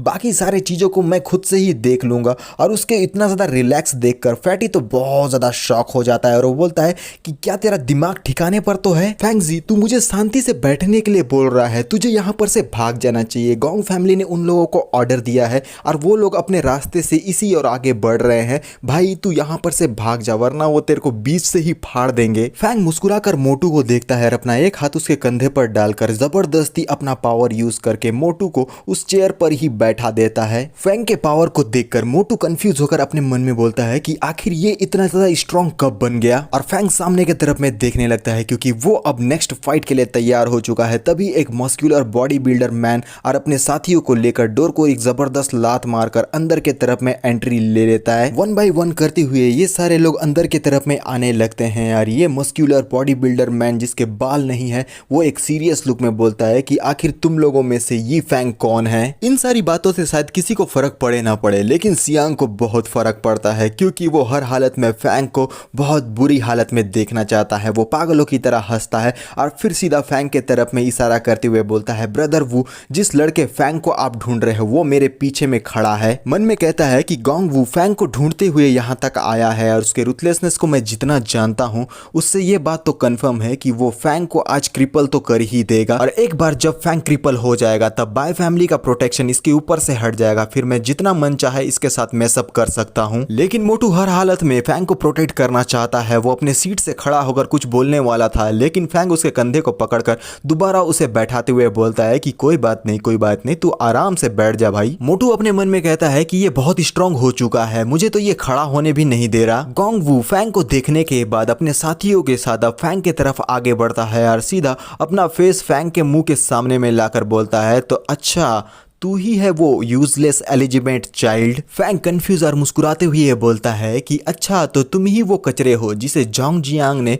मेरे पास भेजा है। फैंग की बातों को सुनकर गोंग वू गुस्से में आ जाता है, उसके बॉडी से डार्क एनर्जी रिलीज होती है। वो अपने हाथ को चटकाते हुए गुस्से में कहता है, कमीने क्या तूने मुझे कचरा कहा? फैंग चौंक कर हंसते हुए बोलता है कि ना पगले, तूने बिल्कुल गलत सुना है, मैंने तुझे ही नहीं बल्कि मैंने तुम सभी को कचरा कहा। इसे सुनकर सियांग चौंक जाता है और अपने मन में बोलता है क्योंकि इसे बाय फैमिली का प्रोटेक्शन मिला है इस वजह से ये शायद इतना उछल रहा है। इसे ऐसा लगता है कि गोंग वू इसे टच करने की हिम्मत नहीं करेगा। ये तो सचमुच में बहुत बड़ा गधा है। गोंग वू का साथी कहता है कि कमीने मेरे ख्याल से तुझे अपनी जान की बिल्कुल भी परवाह नहीं है, आज हम तुझे दिखाएंगे कि डर क्या होता है। गोंग वू एक स्माइल करते हुए सीरियस लुक में बोलता है कि बहुत बढ़िया फैंग, मेरे पास तेरे लिए 2 ऑप्शन है। पहला ऑप्शन, घुटने टेक कर हमसे माफी मांगो और मेरे पैरों के बीच से रेंगते हुए मुझे लॉर्ड गोंग बुलाओ। दूसरे ऑप्शन में हम तुम्हारी मदद करेंगे, उसका कॉन्सिक्वेंस होगा तुम्हारा आर्म और लेग जिससे तुम कंप्लीटली हैंडीकैप बन जाओगे। तो अब ऑप्शन तुम्हारे सामने में रख दिया गया है, चॉइस तुम्हारी है। उसकी बकवास बातों को सुनकर फैंग तो पहले मुस्कुराता है, फिर वो अपने डिमोनिक आइज को एक्टिवेट करता है, आंखें रेड हो चुकी है और सीरियस आवाज में बोलता है,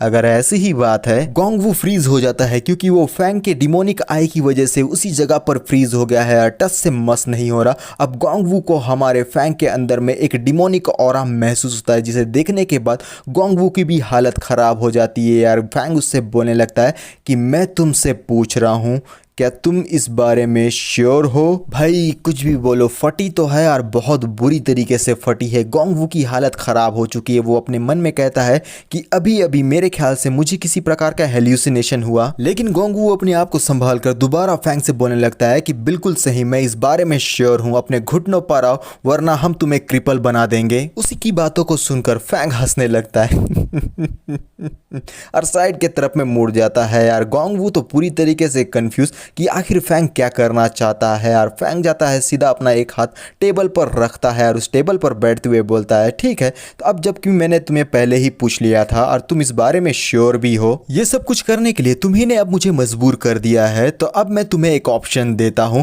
और वो अपने सोल डिवोरिंग डिमोनिक आइज को एक्टिवेट कर देता है। गोंग वू और उसके साथियों पर कुछ इफेक्ट होने लगता है। गोंग वू और उसके साथियों की आंखें रेड हो चुकी है। फैंग सीरियस आवाज में बोलता है कि अब अपने घुटनों पर आ जाओ। फैंग की बातों को सुनकर सियांग अपने आप पे कंट्रोल नहीं रख पाता और ठहा के मारकर हंसते हुए बोलने लगता है, क्या अभी अभी मैंने सही सुना? कचरा कह रहा है मास्टर वू से कि वो अपने घुटनों पर आ जाएं। अब मैं और ज्यादा बर्दाश्त नहीं कर सकता, ये सचमुच में बहुत ज्यादा फनी है। फैंग, आखिर तू अपने आप को क्या सोचता है? तू तो आज पूरी तरीके से तबाह होने वाला है। यहाँ तक कि भगवान भी अगर साक्षात तेरी मदद करने के लिए आए ना तो वो भी तुझे नहीं बचा पाएंगे। फैंग के कमांड को सुनने के बाद गोंगवू और उसके साथी अपने घुटनों पर आ जाते हैं फैंग के सामने में, जिसे देखने के बाद सियांग तो कंफ्यूज हो जाता है यार। शॉक होकर गोंगवू को उठाते हुए बोलता है, यंग मास्टर वू, आखिर आप अपने घुटनों पर क्यों आ गए? वो भी इस कचरे के सामने, जल्दी से खड़े हो जाइए। सियांग गोंगवू को हिलाने लगता है और बार बार उसे उठने के लिए कह रहा है, लेकिन गोंगवू तो अपने होशो हवास में ही नहीं है और फैंग साइड से मुस्कुराते हुए बोलता है कि गोंगवू,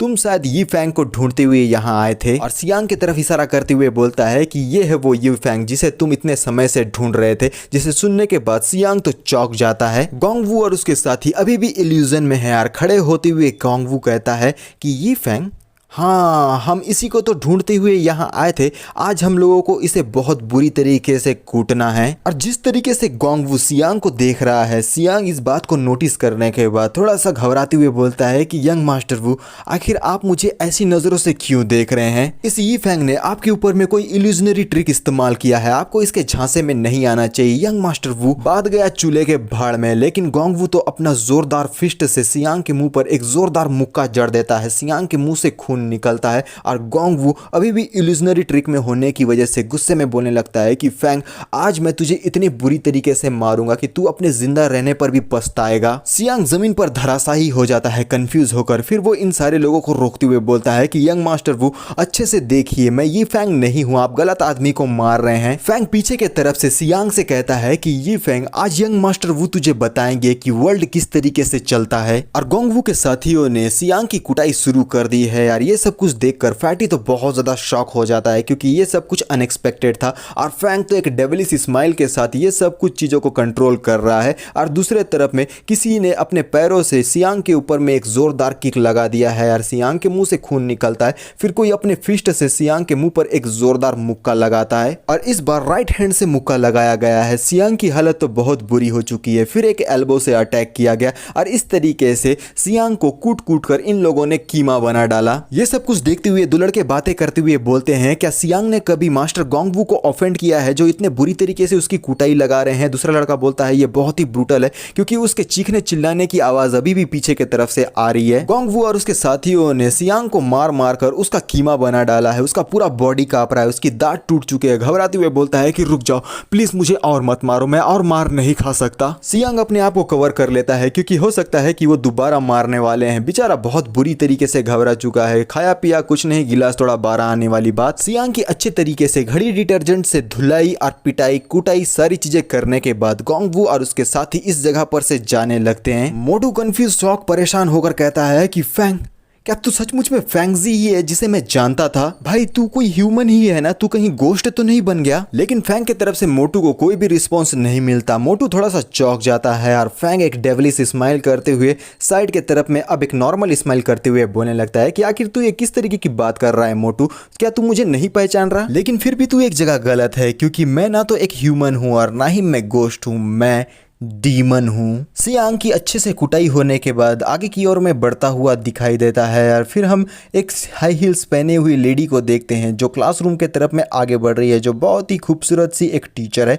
वो साइड के तरफ में देखती है और सियांग इंजरी की हालत में आगे बढ़ता है और उसकी ऐसी हालत को देखकर टीचर चिल्लाती हुए बोलती है कि जोंग सियांग, आखिर तुम्हारे साथ में ये क्या हुआ? सियांग कांपते हुए बोलता है कि मैं बिल्कुल ठीक हूँ, मैं गलती से गिर गया। टीचर कहती है कि ठीक है, कोई बात नहीं, आगे से ध्यान रखना। और साइड के तरफ से फैंग बोलता है कि और भाई आ गया स्वाद।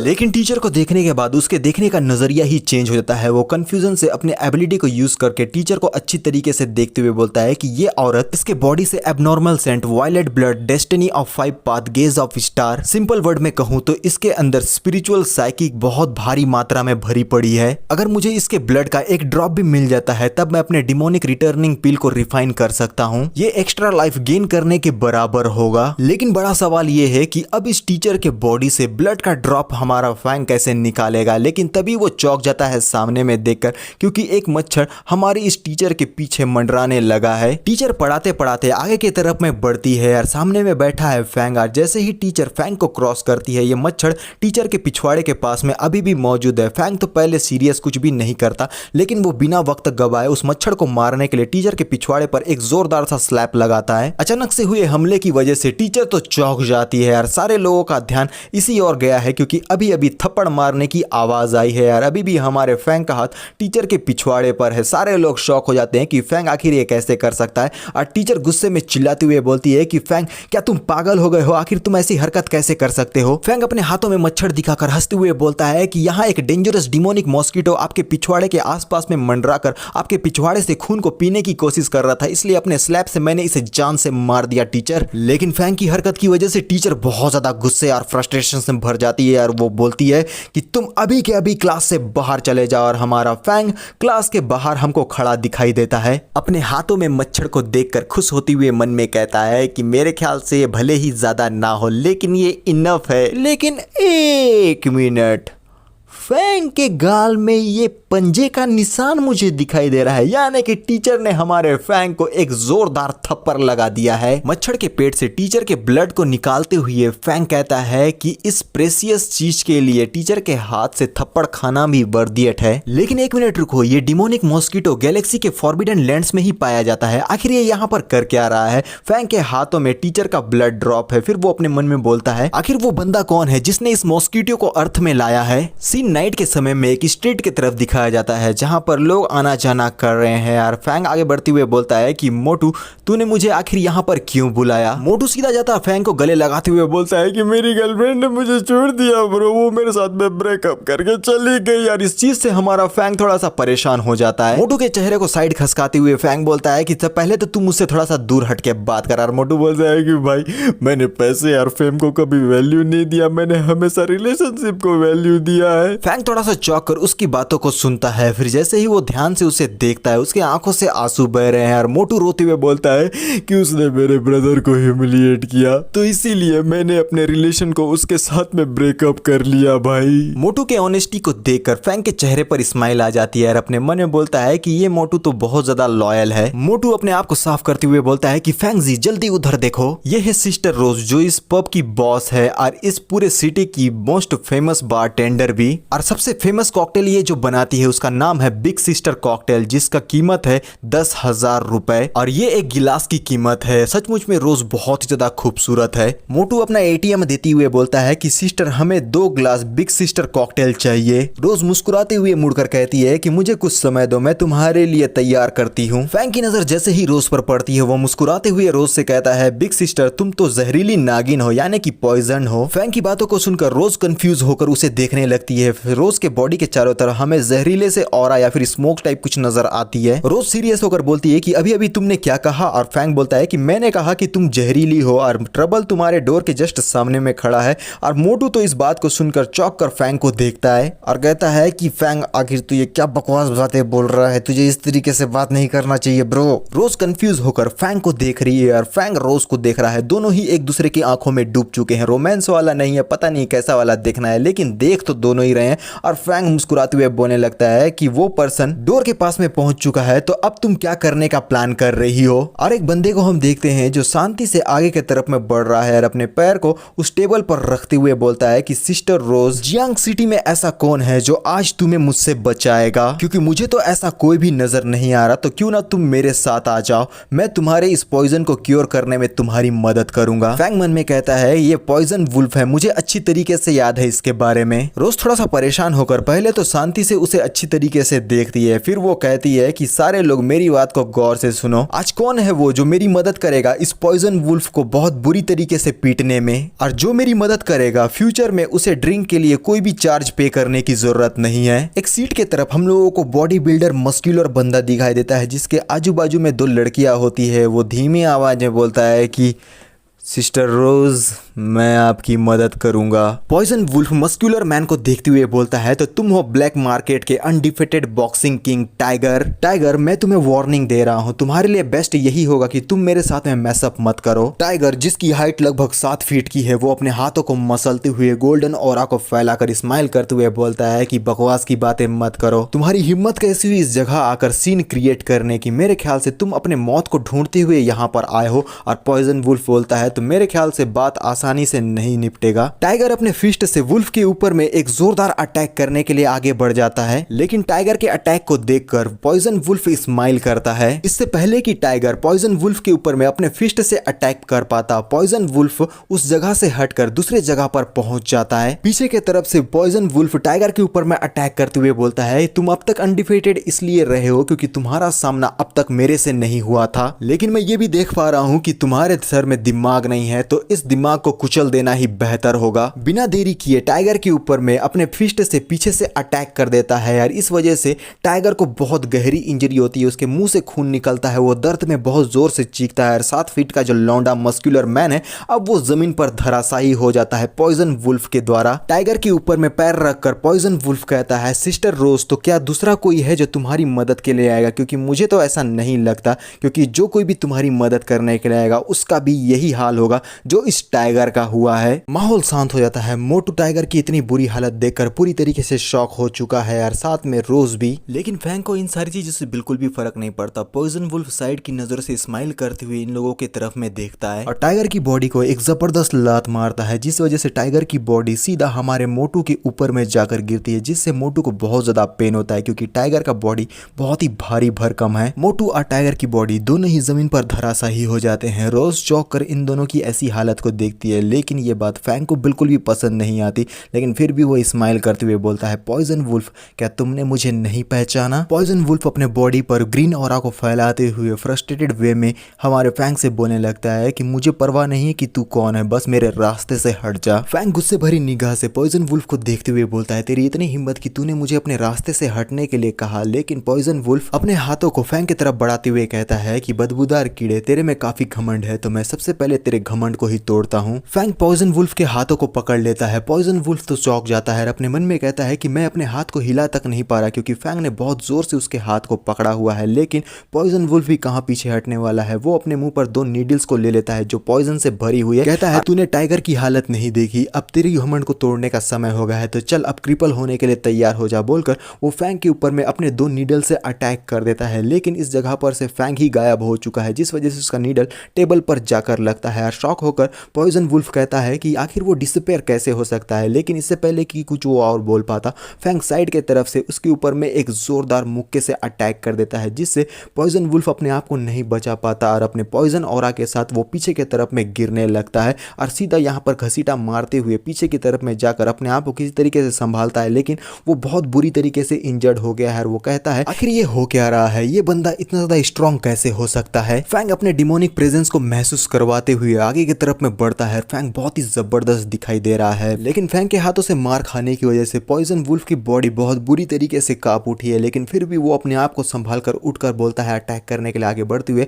कि आज मैं तेरी जिंदगी को लेकर ही रहूंगा, वो भी अपने हाथों से। और जैसे ही वो फैंग के ऊपर में एक जोरदार मुक्के से अटैक करता है, फैंग साइड की तरफ में हटकर इस अटैक से अपने आप को बचा लेता है। और काउंटर अटैक के तौर पर फैंग पॉइजन वुल्फ के मुंह पर एक जोरदार अटैक करता है, जिस वजह से पॉइजन वुल्फ अब हवा में उड़ने लगा है, उसके मुंह से बहुत भारी मात्रा में खून निकल रहा है और वो पूरी तरीके से कंफ्यूज है कि आखिर फैंग उसके ऊपर में इतना भारी कैसे हो रहा है। पॉइजन वुल्फ अब जमीन पर धराशायी हो गया है, ऐसा लगता है कि वो अनकॉन्शियस हो चुका है। यार साइड में मौजूद फैंग कहता है कि पॉइजन वुल्फ, क्या तुमने अभी तक मुझे नहीं पहचाना? पॉइजन वुल्फ अपने मुंह पर 2 पॉइजनस नीडल लेकर बोलता है कि अब तू हेल में जाने के लिए तैयार हो जा। और जैसे ही वो हमारे फैंग के ऊपर में इन 2 नीडल से अटैक करता है, फैंग मुस्कुराते हुए साइड के तरफ में हटकर कहता है कि तू काफी ज्यादा अड़ियल है, क्योंकि आसानी से बातें तुझे समझ में नहीं आ रही। फैंग तैयार हो चुका है पॉइजन वुल्फ के ऊपर में दोबारा से अटैक करने के लिए, जिसे देखने के बाद पॉइजन वुल्फ की आंखें तो खुल जाती है और फैंग एक जबरदस्त मुक्के से पॉइजन वुल्फ के ऊपर में अटैक करता है। जमीन के तो चिथड़े उड़ जाते हैं, लेकिन पॉइजन वुल्फ किसी तरीके से इस अटैक से अपने आप को बचाकर साइड की तरफ में पहुंच चुका है और अपने हाथों में पॉइजनस नीडल को ले आया है और सीधा अटैक कर देता है फैंग के ऊपर में अपने पॉइजनस नीडल से। और पॉइजनस नीडल जाकर सीधा हमारे फैंग के ऊपर में लगते हैं। हम लोगों को खून के छींटे ऊपर की तरफ में उड़ते हुए दिखाई देते लेते हैं इसे देखकर कि उसका अटैक फैंग को लग चुका है। पॉइजनस वुल्फ तो पागलों की तरह ठहाके मारकर हंसने लगता है, लेकिन ये क्या, फैंग ने अपने दांतों से ही उसके पॉइजनस नीडल को पकड़ लिया है और मुस्कुराते हुए बोलने लगता है कि इसका टेस्ट इतना भी बुरा नहीं है। जिसे देखने के बाद तो पॉइजनस वुल्फ पूरी तरीके से शॉक होकर बोलता है ये नहीं हो सकता, लेकिन इससे पहले कि वो कुछ और मूवमेंट ले पाता हमारा फैंग पहुंच जाता है पॉइजनस वुल्फ के पास। अपने हाथों से पॉइजनस वुल्फ के मुंह को पकड़कर सीधा ले जाता है दीवार के पास और उसे बहुत जोर से उस दीवार से टकराता है, जिस वजह से दीवार भी बहुत बुरी तरीके से ब्रेक होने लगा है और फैंग का ऑरा तो पूरी तरीके से फैला हुआ है इस जगह पर और हमें एक दीवार में बहुत बड़ा होल दिखाई देता है। पॉइजनस वुल्फ अब अपने आप को संभालने लगता है क्योंकि बहुत बुरी तरीके से फैंग ने उसकी कुटाई कर दिया। इसे देखने के बाद रोज और मोटू तो पूरी तरीके से शॉक होकर बोलते हैं कि ये सब कुछ क्या हो रहा है और फैंग पॉइजनस वुल्फ से बोलने लगता है क्या तू कुछ और चीजें देखना चाहता है, और पॉइजनस वुल्फ कहता है कि सर मैं गिव अप करता हूं, हमारी फाइट यहीं पर खत्म होती है, मैं हार मान लेता हूं, अब हम फाइट नहीं करेंगे। फैंग कहता है कि तुमने रोज को पॉइजन दिया था तो तुम्हारे पास में एंटीडोट भी होगा तो मुझे वो हैंड ओवर कर दो। पॉइजन वुल्फ अपने दांतों को निकालने लगता है और कहता है कि ये है वो मेरा कस्टम मेड टीट और इसी के अंदर में एंटीडोट छुपा हुआ है। फैंग के लिए ये थोड़ा सा घिनौना है, लेकिन पॉइजन वुल्फ कंफ्यूज होकर अपने मन में कहता है कि आखिर इसे कैसे पता चला कि मैंने रोज को पॉइजन दिया था। और तभी यहाँ पर कुछ गार्ड्स एंट्री लेते हैं जो कोई और नहीं बल्कि बाय फैमिली का गार्ड जोंग है, जिसके हाथ को फैंग ने ब्रेक कर दिया है। वो अपने चश्मे को निकालता है। इसे देखने के बाद फैंग अपने मन में कहने लगता है कि आखिर ये बंदा यहाँ क्या कर रहा है। पॉइजन वुल्फ सामने में जोंग को देखकर आगे बढ़ते हुए बोलता है कि बिग ब्रदर आखिर आप यहाँ पर क्या कर रहे हैं। और जोंग कहने लगता है कि पॉइजन वुल्फ आखिर यहाँ पर अभी अभी क्या हुआ। और पॉइजन वुल्फ बताता है कि ब्रदर यहाँ पर एक लड़का है जो बिल्कुल भी हमें सीरियसली नहीं ले रहा। इस लड़के ने आपके बारे में बहुत कुछ भला बुरा कहा है जो मैं बिल्कुल भी बर्दाश्त नहीं कर सकता। जोंग फैंग को अपने सामने में देखकर चौंक जाता है और उसे ग्रीट करता है। फैंग बोलता है कि तुम्हारा हाथ अभी कैसा है। जोंग पॉइजन वुल्फ के सर को पकड़कर फैंग से कहता है कि आपकी दया थी कि आपने मेरे हाथ को सही सलामत रहने दिया, वरना ये तो रिकवरी भी नहीं ले पाता। पॉइजन वुल्फ मन में कहता है कि ऐसा नहीं हो सकता और जोंग कहने लगता है कि सर फैंग एक्चुअली मैं आपको ढूंढते हुए यहाँ पर आया था। फैंग मुस्कुराकर कहता है तुम मेरी तलाश शायद इसलिए कर रहे हो क्योंकि तुम्हारे उस टकले ओल्ड मैन के साथ में कुछ हुआ है। जोंग कहता है कि हाँ आपने बिल्कुल सही कहा, हमारे ओल्ड मास्टर की कंडीशन बिल्कुल भी अच्छी नहीं है, उनकी तबीयत अब बद से बदतर होती जा रही है, खास करके उनकी बॉडी वो बिल्कुल भी सही नहीं है। फैंग कहता है कि उसके बॉडी में हर जगह ब्लैक स्पॉट आ चुका है, फिजिकल फंक्शन उसका डिजेनरेट हो गया है, यहाँ तक कि वो खड़ा भी नहीं हो पा रहा, उसके मसल्स ट्विस्ट हो चुके हैं जिस वजह से वो रात में बहुत जोर से दर्द में चीखता है। तो मुझे बताओ क्या मैं ये सब कुछ सही बोल रहा हूँ। और अपने मन में कहता है कि ये सिम्टम्स तो डिमोनिक मॉस्किटो के बाइट करने के बाद के हैं। जोंग एक्साइटेड होकर कहता है कि आपने बिल्कुल सही कहा मिस्टर फैंग,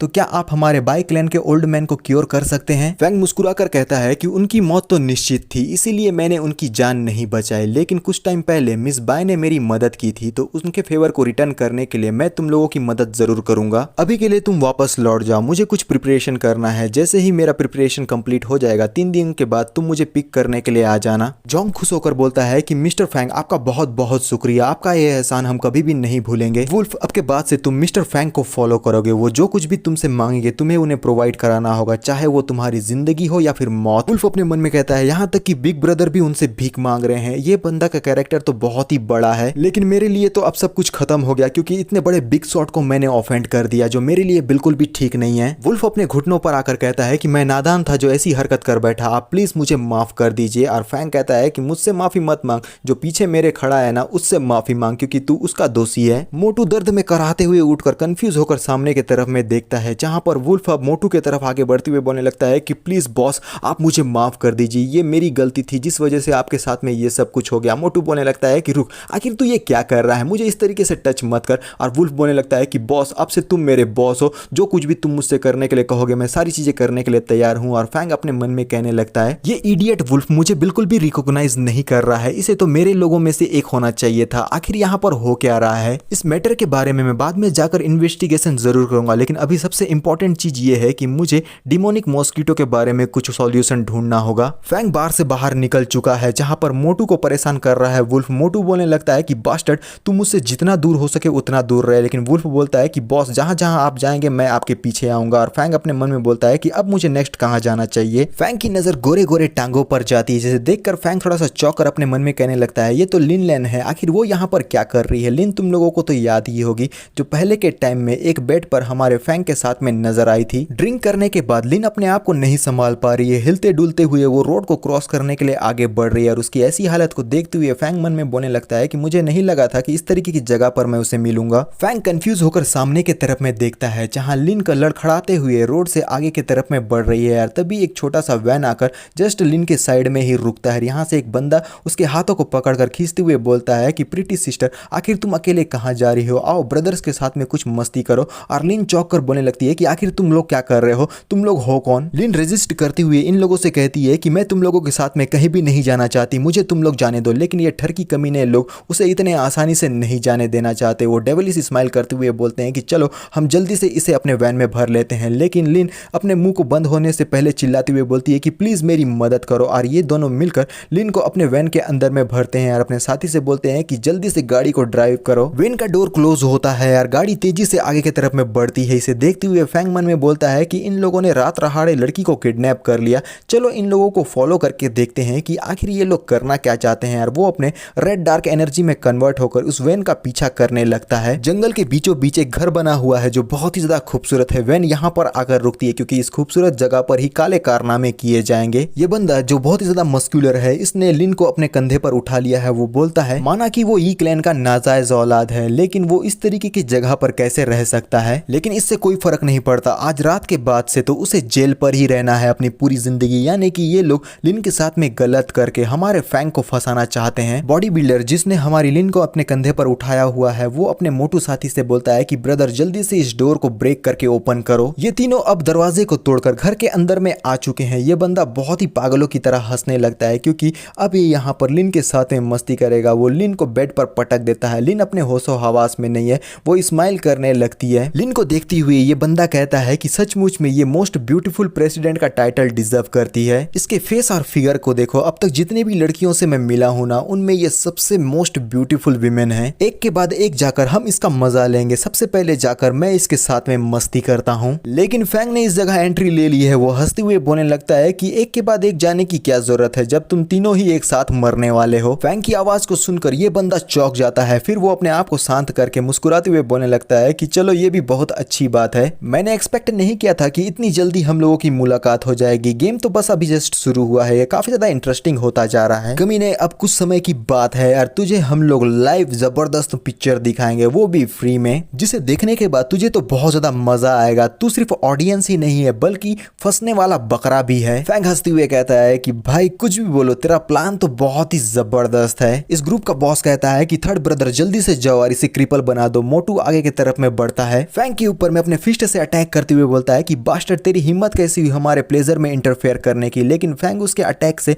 थोड़ा सा हटकर डॉच कर लेता है। थुलथुला कंफ्यूज हो जाता है क्योंकि फैंग को उसका अटैक बिल्कुल भी नहीं लगा। लेकिन फैंग उसके ऊपर में काउंटर अटैक करता है अपने रेड डार्क एनर्जी से, जिससे ये थुलथुला अपने आप को नहीं बचा पाता और दर्द में चीखते हुए बोलता है कि बिग ब्रदर प्लीज मुझे बचा लो। और अपने दोस्त की ऐसी हालत को देखकर ये बॉस बोलता है कि आखिर ये क्या हो रहा है। फैंग मुस्कुराते हुए थुलथुले की लाइफ एनर्जी को अब्सॉर्ब करने लगता है, जिस वजह से थुलथुले की बॉडी अब पूरी तरीके से व्हाइट हो गई है और क्रैक होने लगती है। ऐसा लगता है जैसे कि वो राख या स्टोन में तब्दील हो रहा है। और अपने साथी का इतना बुरा हाल देखकर बॉस बोलता है कि थर्ड ब्रदर आखिर तुम्हारे साथ में ये सब कुछ क्या हो गया। लेकिन फैंग अब सीरियस आवाज में बोलता है कि चलो मुझे बताओ, ये सब कुछ करने के लिए तुम्हें किसने कहा था। दोनों ही अपने घुटनों पर आ चुके हैं। बॉस गिड़गिड़ाते हुए कहता है कि मैं आपको अपना ग्रैंडपा मानता हूं, प्लीज आप इस बार मुझे माफ कर दीजिए। ये सब कुछ मैं किसी की रिक्वेस्ट करने पर कर रहा था, इसमें मेरी ही गलती है। मैं दोबारा से ये सारी चीजें कभी भी नहीं करूंगा। लेकिन ये सब कुछ करने के लिए हमें ईहू ने कहा था। फैंग हंसने लगता है, उसके दांत लंबे हो जाते हैं डीमन की तरह। और बोलता है ठीक है, अब तुम लोग हेल में जाने के लिए तैयार हो जाओ। फैंग के बॉडी पर से डार्क रेड एनर्जी बाहर की तरफ में निकलने लगती है। फैंग के चेहरे पर एक स्माइल दिखाई देता है और एक अटैक के साथ एक ही बार में इन दोनों का यहाँ खात्मा कर दिया है। पीछे वाला बंदा भागने की कोशिश तो करता है, लेकिन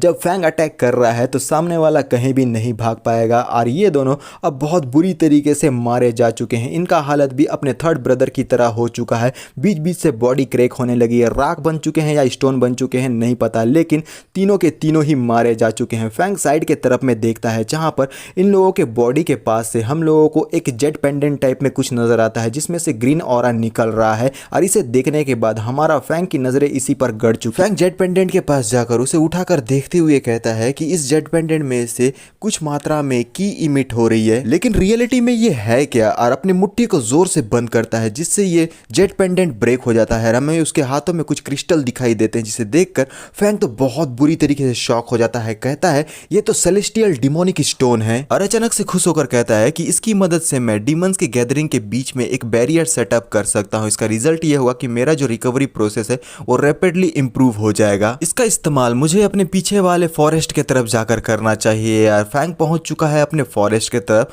और सामने में एक बहुत ही खूबसूरत सा पेड़ हमें दिखाई देता है, जिसे देखते हुए फैंग कहता है कि ये सबसे बेटर रहेगा। ये स्टोन हेवन और अर्थ से निकलने वाली एनर्जी को कन्वर्ट करके अपने आप को जवान करता है। अगर इसका इस्तेमाल एक पुराने ट्री के ऊपर में कर दिया जिसने अपनी आधी से ज्यादा जिंदगी जी ली है, तो इसका इफेक्ट बहुत ही अच्छा होता है। फैंग अपने पास से सेलेस्टियल डिमोनिक स्टोन को बाहर निकाल लेता है, मुट्ठी को बंद करता है, जिससे उसके हाथों में से काफी भारी मात्रा में ग्रीन एनर्जी रिलीज होती हुई दिखाई देती है। और बिना देरी किए हुए वो उस सेलेस्टियल डिमोनिक स्टोन को उस पेड़ के ऊपर में लगा देता है, और पेड़ पर हमें एक सिंबल सा दिखाई देता है। फैंग कहता है अब मैंने सेलेस्टियल डिमोनिक स्टोन को सेट कर दिया है, इसके पावर से जितने भी प्लांट्स और फ्लावर्स है इन सब का ग्रोथ हाई स्पीड में होगा। कौन जानता है अगर किस्मत अच्छा रहा तो ग्रास और ट्री स्पीड भी इसमें से प्रोड्यूस हो सकती है। अगर तुम लोग गौर से देखोगे अब इस ट्री में से काफी ज्यादा ग्रीन एनर्जी निकल रही है, जो धीरे धीरे करके आसपास के फॉरेस्ट में फैलती जा रही है, जिसका इफेक्ट प्लांट्स और ग्रास पे दिखाया जाता है। वो सचमुच में बहुत तेजी से ग्रो करने लगी है। और फैंग कहता है बहुत लंबे समय के बाद मैंने इतने रिफ्रेशिंग फीलिंग को एक्सपीरियंस किया है। अब लिन भी इस जगह पर आ चुकी है, उसका नशा अभी तक नहीं उतरा है। वो ब्लश करते हुए देखती है, और उसे देखकर हमारा फैंग पीछे से बोलने लगता है कि मैं तो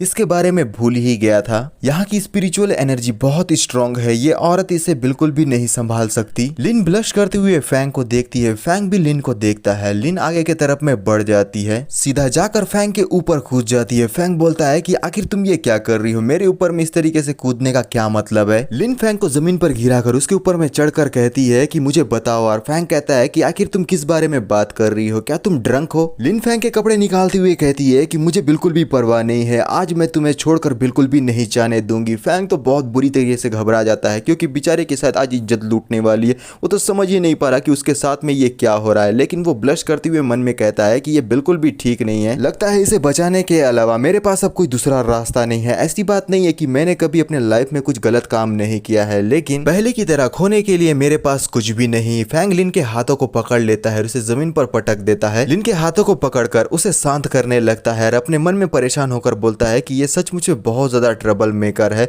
मुझे इसके बॉडी के अंदर में मौजूद एनर्जी को खत्म करना होगा। फैंग जैसे ही लिन के माथे पर अपना उंगली रखता है, लिन थोड़ी देर के लिए शांत हो जाती है, लेकिन जैसे ही एनर्जी को निकालने का प्रोसेस शुरू होता है, यहाँ लिन की हालत बहुत खराब हो जाती है। वो आवाजें निकालने लगती है, उसके कपड़े बहुत बुरी तरीके से फटने लगते हैं। कुछ देर के बाद लिन हम लोगों को थोड़ी सी शांत दिखाई देती है, लेकिन उसके मुंह से आवाजें निकल रही है, वो अभी भी ब्लश कर रही है, जिसे देखते हुए फैंग कहता है कि ये बिल्कुल भी ठीक नहीं है। मैं इसके बॉडी से कुछ मात्रा में ही पोर्शन को निकाल पाया हूँ, अभी भी बहुत सारा इसके बॉडी के अंदर में मौजूद है। अगर मैं उन्हें नहीं निकालता हूँ तो ये इसके लिए बिल्कुल भी सही नहीं होगा। लिन अपने हाथों को फैंग के तरफ में बढ़ाती है और उसे हक कर लेती है। फैंग तो कंफ्यूज हो जाता है, फिर बोलता है लगता है मेरे पास अब दूसरा ऑप्शन नहीं है, मुझे वो करना ही होगा। यानी कि अब इन दोनों के बीच में रिलेशनशिप बनना स्टार्ट हो जाएगा। सीन पेड़ के तरफ का दिखाया जाता है, क्योंकि ये दोनों एक दूसरे के साथ में लगे पड़े हैं। पेड़ तो बहुत ही खूबसूरत दिखाई दे रहा है और इन दोनों ने एक दूसरे के साथ में मिलकर एक खूबसूरत सी रात भी बिता ली है। यार सीन शिफ्ट हो चुका है सुबह का, जहां पर धीरे धीरे करते हुए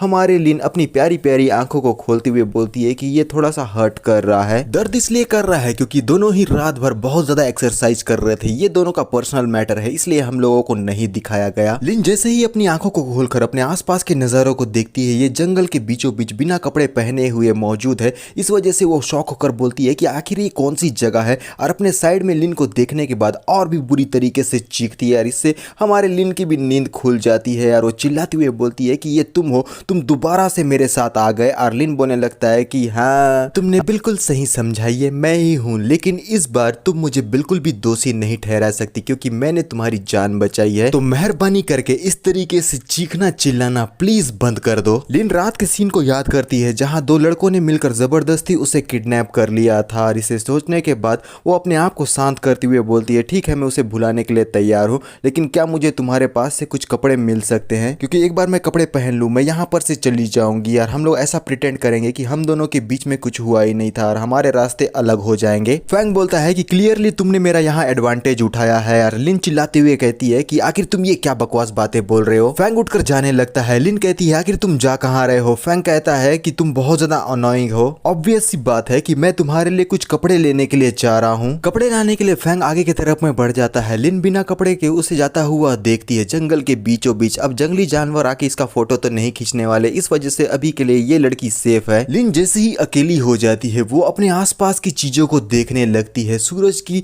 प्यारी प्यारी हल्की हल्की सी गर्मी सी किरणें इसके शरीर पर पड़ रही है यार। साथ में जंगल की ये ठंडी ठंडी प्यारी सी हवाएं उसके बदन को छू कर निकल जा रही है। इस चीज को महसूस करने के बाद लिन के चेहरे पर एक स्माइल आ जाती है। ये बहुत ही अच्छा एक्सपीरियंस है। अगर एक लाइन में कहा जाए तो लिन इस फॉरेस्ट की खूबसूरती से मेस्मराइज्ड हो चुकी है। लेकिन कबाब में हड्डी कपड़ा लाता है फैंग और उसके मुंह पर दे मारता है, जिसकी वजह से हमारी लिन अपने होश में आ जाती है। लिन चिल्लाते हुए बोलती है कि आखिर तुम मुझे इस तरीके से डराने की कोशिश क्यों कर रहे हो। फैंग बोलने लगता है कि जल्दी से कपड़े पहन लो और यहाँ पर से निकल कर चली जाओ। लिन चिड़चिड़ाते हुए फैंग से कहती है कि जल्दी घूम जाओ, मुझे अपने कपड़े बदलने हैं। फैंग घूमकर अपने कपड़ों को चेंज करने लगता है और लिन भी अपने कपड़ों को पहनती हुई कहती है कि आखिर ये कौन सी जगह है, मुझे तो लगता है ये सिटी से काफी दूर है। फैंग कहता है कि ये मेरा घर है यार, ये जगह सिटी और विलेज के बॉर्डर के बीचों बीच में है। लिन ने अपने पूरे कपड़े पहन लिए हैं यार, बहुत ही प्यारी दिखाई दे रही है। फिर वो कहने लगती है ब्लश करती हुई, क्या तुम मुझे ड्राइव करके सिटी के अंदर में छोड़ सकते हो। और फैंग कहता है कि बाहर में एक वैन खड़ी है लेकिन मेरे पास में ड्राइविंग लाइसेंस नहीं है, बोलकर हंसने लगता है। लिन कहती है अगर तुम्हारे पास में ड्राइविंग लाइसेंस नहीं है तो क्या ये गाड़ी अपने आप चलकर यहाँ आ गई।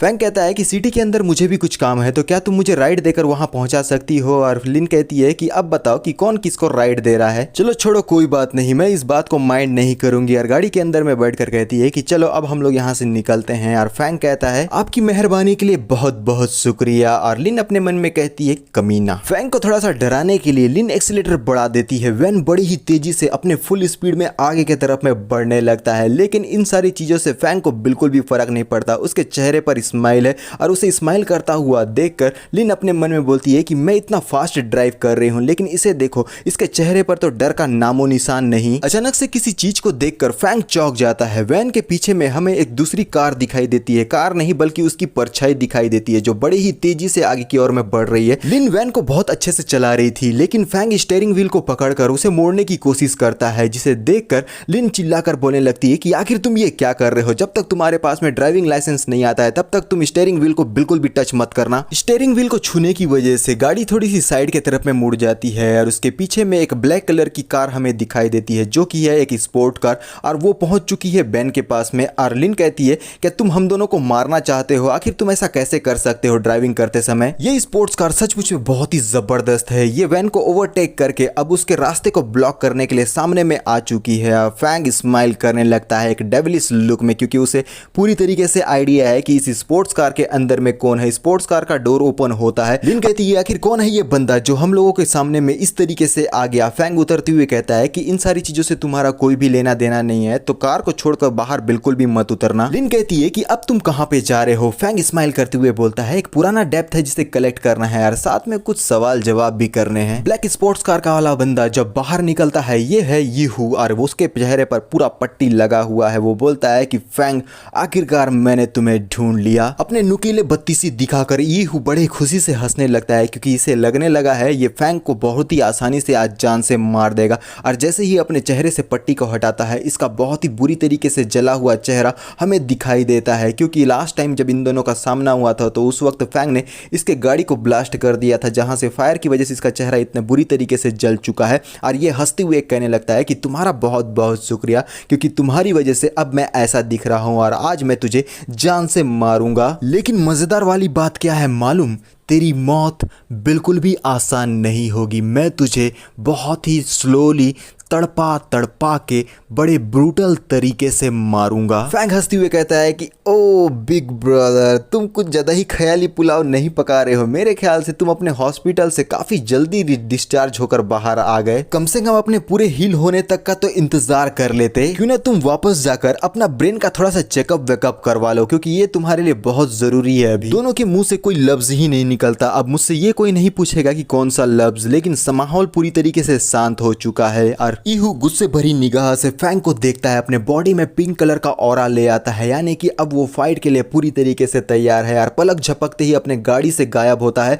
और बड़ी ही तेजी की रफ्तार से वो फैंग के ऊपर में अटैक करने के लिए आगे बढ़कर उसे क्रॉस करता हुआ आगे की ओर में निकल चुका है। ये बड़े ही तेजी से हुआ है, ऐसा लगा जैसे कि कोई आया गया, पता ही नहीं चला क्या हुआ। ईहू की इतनी स्पीड को देखकर फैंग तो कंफ्यूज ही हो जाता है, क्योंकि ये बिल्कुल भी उसने एक्सपेक्ट नहीं किया था। फैंग के पीछे में हमें धुआं ही धुआं दिखाई देता है। फैंग अपने मन में बोलता है कि ये अभी अभी हॉस्पिटल से आया है, आखिर ये इतना ज्यादा चेंज कैसे हो सकता है। ईहू तो बहुत ज्यादा सीरियस दिखाई दे रहा है, उसकी पावर भी बहुत ज्यादा इंक्रीज हो चुकी है। और फिर वो साइड के तरफ में मुड़कर मुस्कुराते हुए बोलने लगता है कि मैं माफी चाहता हूं, मैंने अभी तक इस पावर को यूज करना अच्छे से नहीं सीखा है, इस वजह से मैं मिस कर गया। ईहू दोबारा से पलक झपकते ही इस जगह से डिसअपेयर हो गया है। बड़ी ही तेजी से वो फैंग के ऊपर में अटैक करने के लिए आगे बढ़ने लगता है। फैंग भी उसके अटैक को करता हुआ देखकर अपने आप को तैयार कर लेता है उससे फाइट बैक करने के लिए। ईहू जाता है अपने फिस्ट से फैंग के ऊपर में एक जोरदार अटैक करता है और फैंग अपने रेड डार्क एनर्जी का इस्तेमाल करते हुए उसके अटैक को ब्लॉक करता है। और जैसे ही वो उसके ऊपर में काउंटर अटैक करने वाला था, इस जगह पर से ईहू तो डिसअपेयर हो चुका है। अब फैंग ढूंढने लगता है कि ईहू कहां चला गया है। वो बड़े ही कंफ्यूज होकर आसपास में देखते हुए बोलता है कि आखिर तुम कहां पर चले गए। और ईहू ऊपर से आता है फैंग के ऊपर में अटैक करने के लिए, लेकिन फैंग भी उसके ऊपर में अटैक करने के लिए तैयार है। एक तरफ है पिंक ऑरा, दूसरी तरफ है रेड डार्क एनर्जी। बहुत ही जबरदस्त कॉम्बिनेशन, दोनों ही अपना पावरफुल अटैक एक दूसरे के अगेंस्ट में कर रहे हैं, पता नहीं कौन जीतेगा। ईहू अपना फुल स्ट्रेंथ इस्तेमाल करके बहुत ही ज्यादा फायर्ड अप होकर चिल्लाते हुए फैंग के ऊपर में ओवर पावर करने के लिए अटैक करता है। लेकिन जैसे ही वो समझ जाता है कि वो फैंग का इस तरीके से तो सामना नहीं कर पाएगा, वो स्माइल करते हुए अपने दूसरे हाथ पर एक ब्लैक कलर का मास्क को पकड़े हुए कहता है,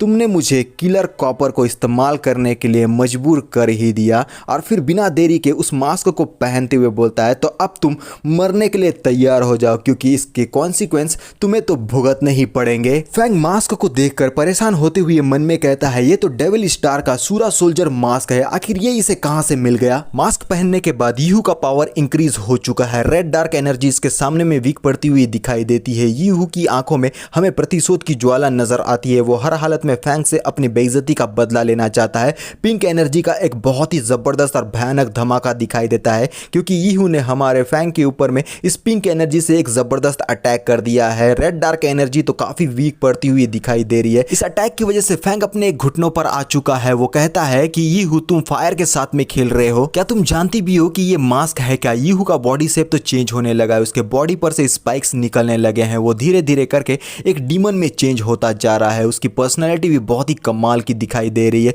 उसके बॉडी के चारों तरफ पिंक ऑरा हमें नजर आता है। ईहू कहता है, मैं बस इतना जानता हूं कि मैं आज तुझे जान से मार दूंगा। मैं चाहता हूं कि तू मेरे सामने में अपने जिंदगी और मौत के रहम की भीख मांगे, और इसके अलावा बाकी क्या चीजें हैं मुझे उसकी बिल्कुल भी परवाह नहीं। फैंग फ्रस्ट्रेटेड होकर कहता है कि मैं तुझे लास्ट चांस दे रहा हूं, मुझे बता दे कि आखिर ये तुझे कहां पर से मिला है, तब मैं तेरी जिंदगी को बख्श दूंगा। ईहू अटैक करने के लिए दोबारा से डिसअपेयर होता है। फैंग चौंक जाता है कि आखिर ईहू कहां चला गया यार। जैसे ही वो अपनी नजरों को ऊपर की तरफ में ले जाता है, वो तो और ज्यादा चौंक जाता है, क्योंकि ईहू अब आसमान की ओर से आगे बढ़ रहा है फैंग के ऊपर में एक जबरदस्त अटैक करने के लिए। और एक बहुत ही भारी इंपैक्ट के साथ वो हमारे फैंग के ऊपर में एक जोरदार अटैक करता है, जिसका इंपैक्ट बहुत ही जबरदस्त है। फैंग भी उसके अटैक को रोकने के लिए उसी जगह पर अड़ा हुआ है, लेकिन ईहू की स्ट्रेंथ बढ़ने की वजह से फैंग उसे हैंडल नहीं कर पा रहा है। जमीन पूरी तरीके से डिस्ट्रॉय होने लगा है और फैंग स्ट्रगल करता हुआ अपने मन में कहता है कि इस मास्क का पावर बहुत ही ज्यादा है। मास्क को पहनने की वजह से ईहू की स्ट्रेंथ भी डबल हो चुकी है, लेकिन pink energy dark red energy के ऊपर में काफी भारी पड़ती हुई दिखाई दे रही है। लेकिन इतनी हलचल को देखते हुए लिन भी कहां पीछे हटने वाली है। वो वैन से बाहर निकलते हुए सामने की तरफ में देखते हुए बोलती है कि आखिर यहां पर ये हो क्या रहा है। ईहू फैंग के ऊपर में अटैक करने के लिए अपने फिस्ट को तैयार करते हुए बोलता है कि अब सब कुछ खत्म हो गया, क्योंकि मेरा ये मूव से तू यहीं पर अब धराशायी हो जाएगा। फैंग बोलता है कि नहीं, ये बिल्कुल भी अच्छी बात नहीं है, क्योंकि ये सचमुच में बहुत ही पावरफुल अटैक है। और जैसे ही ईहू फैंग के ऊपर में अपने पावरफुल फिस्ट से अटैक करता है, हमारा फैंग साइड के तरफ में हटकर इस अटैक से अपने आप को बचाने की कोशिश करता है। साथ ही अपने मन में बोलता है कि मुझे इससे डिस्टेंस मेंटेन करके रखना होगा, क्योंकि इससे ज़्यादा नज़दीक रहना मेरे लिए बिल्कुल भी ठीक नहीं है। और जैसे ही पीछे जाने के लिए उछलता है, ये सब कुछ देखकर ईहू चौंक जाता है और गुस्से भरी निगाह से फैंग को देखते हुए बोलता है कि आखिर तू कहाँ जाने की कोशिश कर रहा है बास्टर्ड, आज मैं तुझे कहीं भी जाने नहीं दूंगा। ईहू कंटिन्यूअस फिस्ट अटैक फैंग के ऊपर में करता है, डिशुम डिशुम डिशुम डिशुम डिशुम डिशुम, जिस वजह से फैंग काफी ज्यादा स्ट्रगल कर रहा है यार। एक जबरदस्त अटैक के साथ हमारे फैंग के मुंह से खून निकल जाता है यार। यहाँ यीहू ने हमारे फैंग को काफी ओवर पावर कर दिया है। वो बोलता है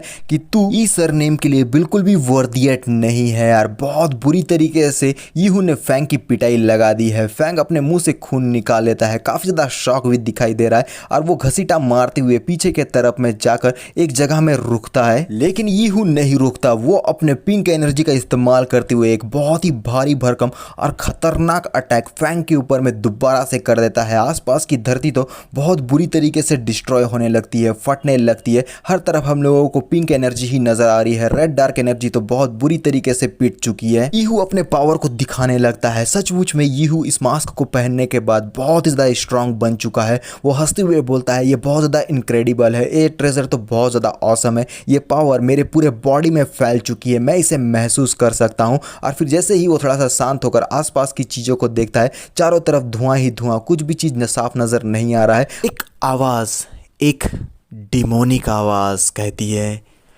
मैं जान चुका हूँ, तुम नहीं जानते कि तुमने क्या पहना है यार। इस आवाज़ को सुनकर यीहू की भी हालत ख़राब हो जाती है। वो चौंक जाता है, कंफ्यूज होकर आसपास में देखने लगता है। जैसे ही वो पीछे मुड़कर देखता है, वहाँ हमारा फैंग अपने न्यू गेटअप में तैयार होकर उसके सामने में आ चुका है। बहुत ही कमाल का फैंग दिखाई दे रहा है। रेड डार्क एनर्जी दोबारा से अपना ओवर पावर करने के लिए तैयार है यार। फैंग सीरियस लुक में कहता है, ये soldier of Asura demonic star के कैनन फोडर का लोएस्ट फॉर्म है। मास्क ऑफ असुरा को बैटल से पहले लोगों को पहनाया जाता था ताकि वो लोग भाग ना सके और साथ में उनके कॉम्बैट पावर को भी इंक्रीज किया जा सके। इस मास्क को निकालने के बस दो ही रास्ते हैं, पहला तो उस आदमी को मरना होगा और दूसरा या तो उसे बैटल को विन करना होगा। यीहू कहता है कि ये बहुत अच्छी बात है कि तू कुचल नहीं गया मेरी ताकत से, क्योंकि अब मैं कंटिन्यूसली तुझे टॉर्चर करने वाला हूँ। फैंग यीहू के नजदीक पहुंच जाता है अटैक करने के लिए, जिसे देखकर यीहू तो कंफ्यूज हो जाता है। फैंग एक जोरदार पंच उसके मुंह के ऊपर में मारता है। यीहू इस अटैक से अपने आप को नहीं बचा पाता और जमीन पर बहुत बुरी तरीके से धराशायी होता है। फैंग हंसते हुए कहने लगता है, मैंने एक्सीडेंटली कुछ ज़्यादा ही हार्ड अटैक कर दिया है। मैं आशा रखता हूँ कि तुम्हारा ये जो प्रेसियस मास्क है वो बिल्कुल भी ब्रेक नहीं हुआ होगा। फैंग के प्रोवोकेशन वर्ड को सुनने के बाद यीहू की आंखें लाल हो जाती है। दोबारा से प्रतिशोध की ज्वाला धधकने लगी है। वो चिल्लाते हुए बोलता है कि कचरे, आज मैं तुझे जिंदा बिल्कुल भी नहीं छोड़ूंगा। और वो अपने एक हाथ को चट्टान के ऊपर में रखता है। जिस चट्टान पर हमारा फैंग विराजमान था, उस चट्टान को जमीन से उखाड़कर अपने हाथों में ऊपर की तरफ में उठाकर उसी चट्टान में हमारे फैंग को दबाने के लिए अटैक करते हुए बोलता है कि अब तू मरने के लिए तैयार हो जा। और बिना देरी किए हुए उस चट्टान को जमीन पर दे मारता है। ऐसा लगता है कि फैंग इस जमीन के बीचों बीच में अब धंस चुका है। लेकिन ये क्या, जैसे ही धूल छटने लगता है, रेड डार्क एनर्जी इस बड़े से चट्टान को दो हिस्सों में काट देती है। यानी कि हमारा फैंग पूरी तरीके से सही सलामत है। और यीहू अपने अटैक को दोबारा से तैयार कर देता है, क्योंकि रेड डार्क एनर्जी यीहू के ऊपर में अटैक करने के लिए आगे बढ़ रही है। और यीहू अटैक करते हुए बोलता है कि आज मैं अपने हाथों से ही तुझे जान से मारूंगा। फैंग हंसते हुए बोलता है, चलो देखते हैं कि आखिर कौन सबसे पहले मरता है। फैंग का गेटअप बहुत ही जबरदस्त है। एक तरफ हम लोगों को पिंक एनर्जी, दूसरे तरफ में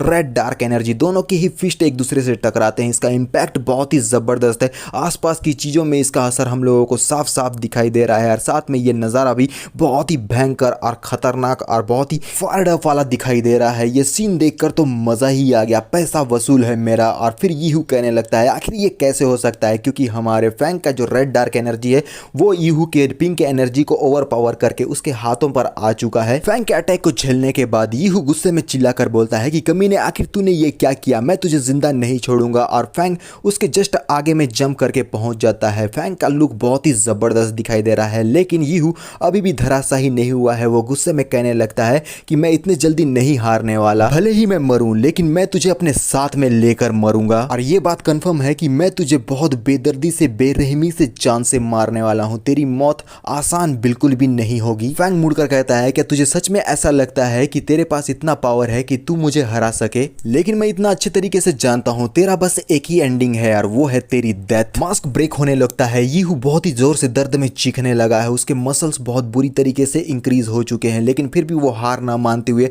फैंग के ऊपर में अटैक करने के लिए आगे बढ़ चुका है। यीहू की बॉडी तो बहुत ही ज्यादा विशालकाय बन चुकी है इस मास्क को पहनने की वजह से। लेकिन ये क्या, अचानक से से यीहू शांत हो जाता है। उसे एक अजीबोगरीब से दर्द का एहसास होता है और फैंग स्माइल करते हुए बोलता है, सूरा सोल्जर मास्क ने तेरी बॉडी को बहुत ज्यादा बढ़ा दिया था, अब कोई भी ऐसी चीज नहीं है जो तेरी जान को बचा सकता है, तेरा मौत तो तय है। फैंग अटैक करते हुए कहता है कि चल मैं तुझे अब जल्दी से मार कर तेरे ऊपर मैं दया कर देता हूँ, क्योंकि तू अगर और थोड़ी देर ऐसे रहा तो बहुत ही बेदर्दी से मारा जाएगा। फैंग ने अपने रेड डार्क एनर्जी से यीहू के बीचों बीच में एक जबरदस्त अटैक कर दिया है। ऐसा लगता है कि यीहू की बॉडी तो बीचों बीच से अब कटने वाली है। इस अटैक की वजह से मास्क तो बहुत बुरी तरीके से चकनाचूर हो जाता है, लेकिन साथ में यीहू का भी यहीं पर खात्मा हो गया है। वो दर्द में एक बार चिल्लाता है और फिर जमीन में बहुत बुरी तरीके से धराशायी होता है और फैंग उसे देखने लगा है, जहां यीहू की हालत बद से बदतर हो चुकी है। और फिर सर पर हाथ रखता है और उसके बॉडी से सोल को निकालते हुए कहता है कि अच्छा बात यह है कि अभी तक उसके बॉडी में उसका सोल है, तो मुझे और ज्यादा एफर्ट लगाने की जरूरत नहीं पड़ेगी। फैंग यीहू के सोल को या तो खाने लगता है या अपने दांतों से दबा लेता है, लेकिन जैसे ही यीहू का सोल अपने आप को बचाकर इस जगह पर से जाने की कोशिश करता है, फैंग अपने हाथों से उसके सोल को पकड़कर रोक लेता है। फैंग अपनी आंखों को जैसे ही क्लोज करता है, अजीबोगरीब सा एक स्मोक सर्कल टाइप में नजर आता है। ऐसा लगता है जैसे कि इस सोल के द्वारा वो रियल कल्प्रिट को ढूंढना चाहता है। हम लोगों को एक बंदा दिखाया जाता है जिसका फेस रिवील नहीं किया गया है, लेकिन इतना पता है कि ये बंदा बहुत ही ज्यादा स्ट्रांग है। और फैंग कहने लगता है अपने मन में, ये तो गोंग फैमिली का यंग मास्टर है। वैन के सामने में हमें बड़े बड़े मलबे दिखाई देते हैं जो यीहू और फैंग के घमासान फाइट की वजह से यहाँ पर बने हैं। और लिन ये सब कुछ देखती हुई बोलती है, अचानक से ये सब कुछ यहाँ क्या हो गया है, कोई इसके नीचे में आकर दबदबा के मरवर तो नहीं गया। और इसी के साथ हमारा ये पार्ट यहीं पर खत्म हो जाता है। अभी के लिए इतना ही, तो मिलते हैं नेक्स्ट पार्ट में, तो बाय बाय।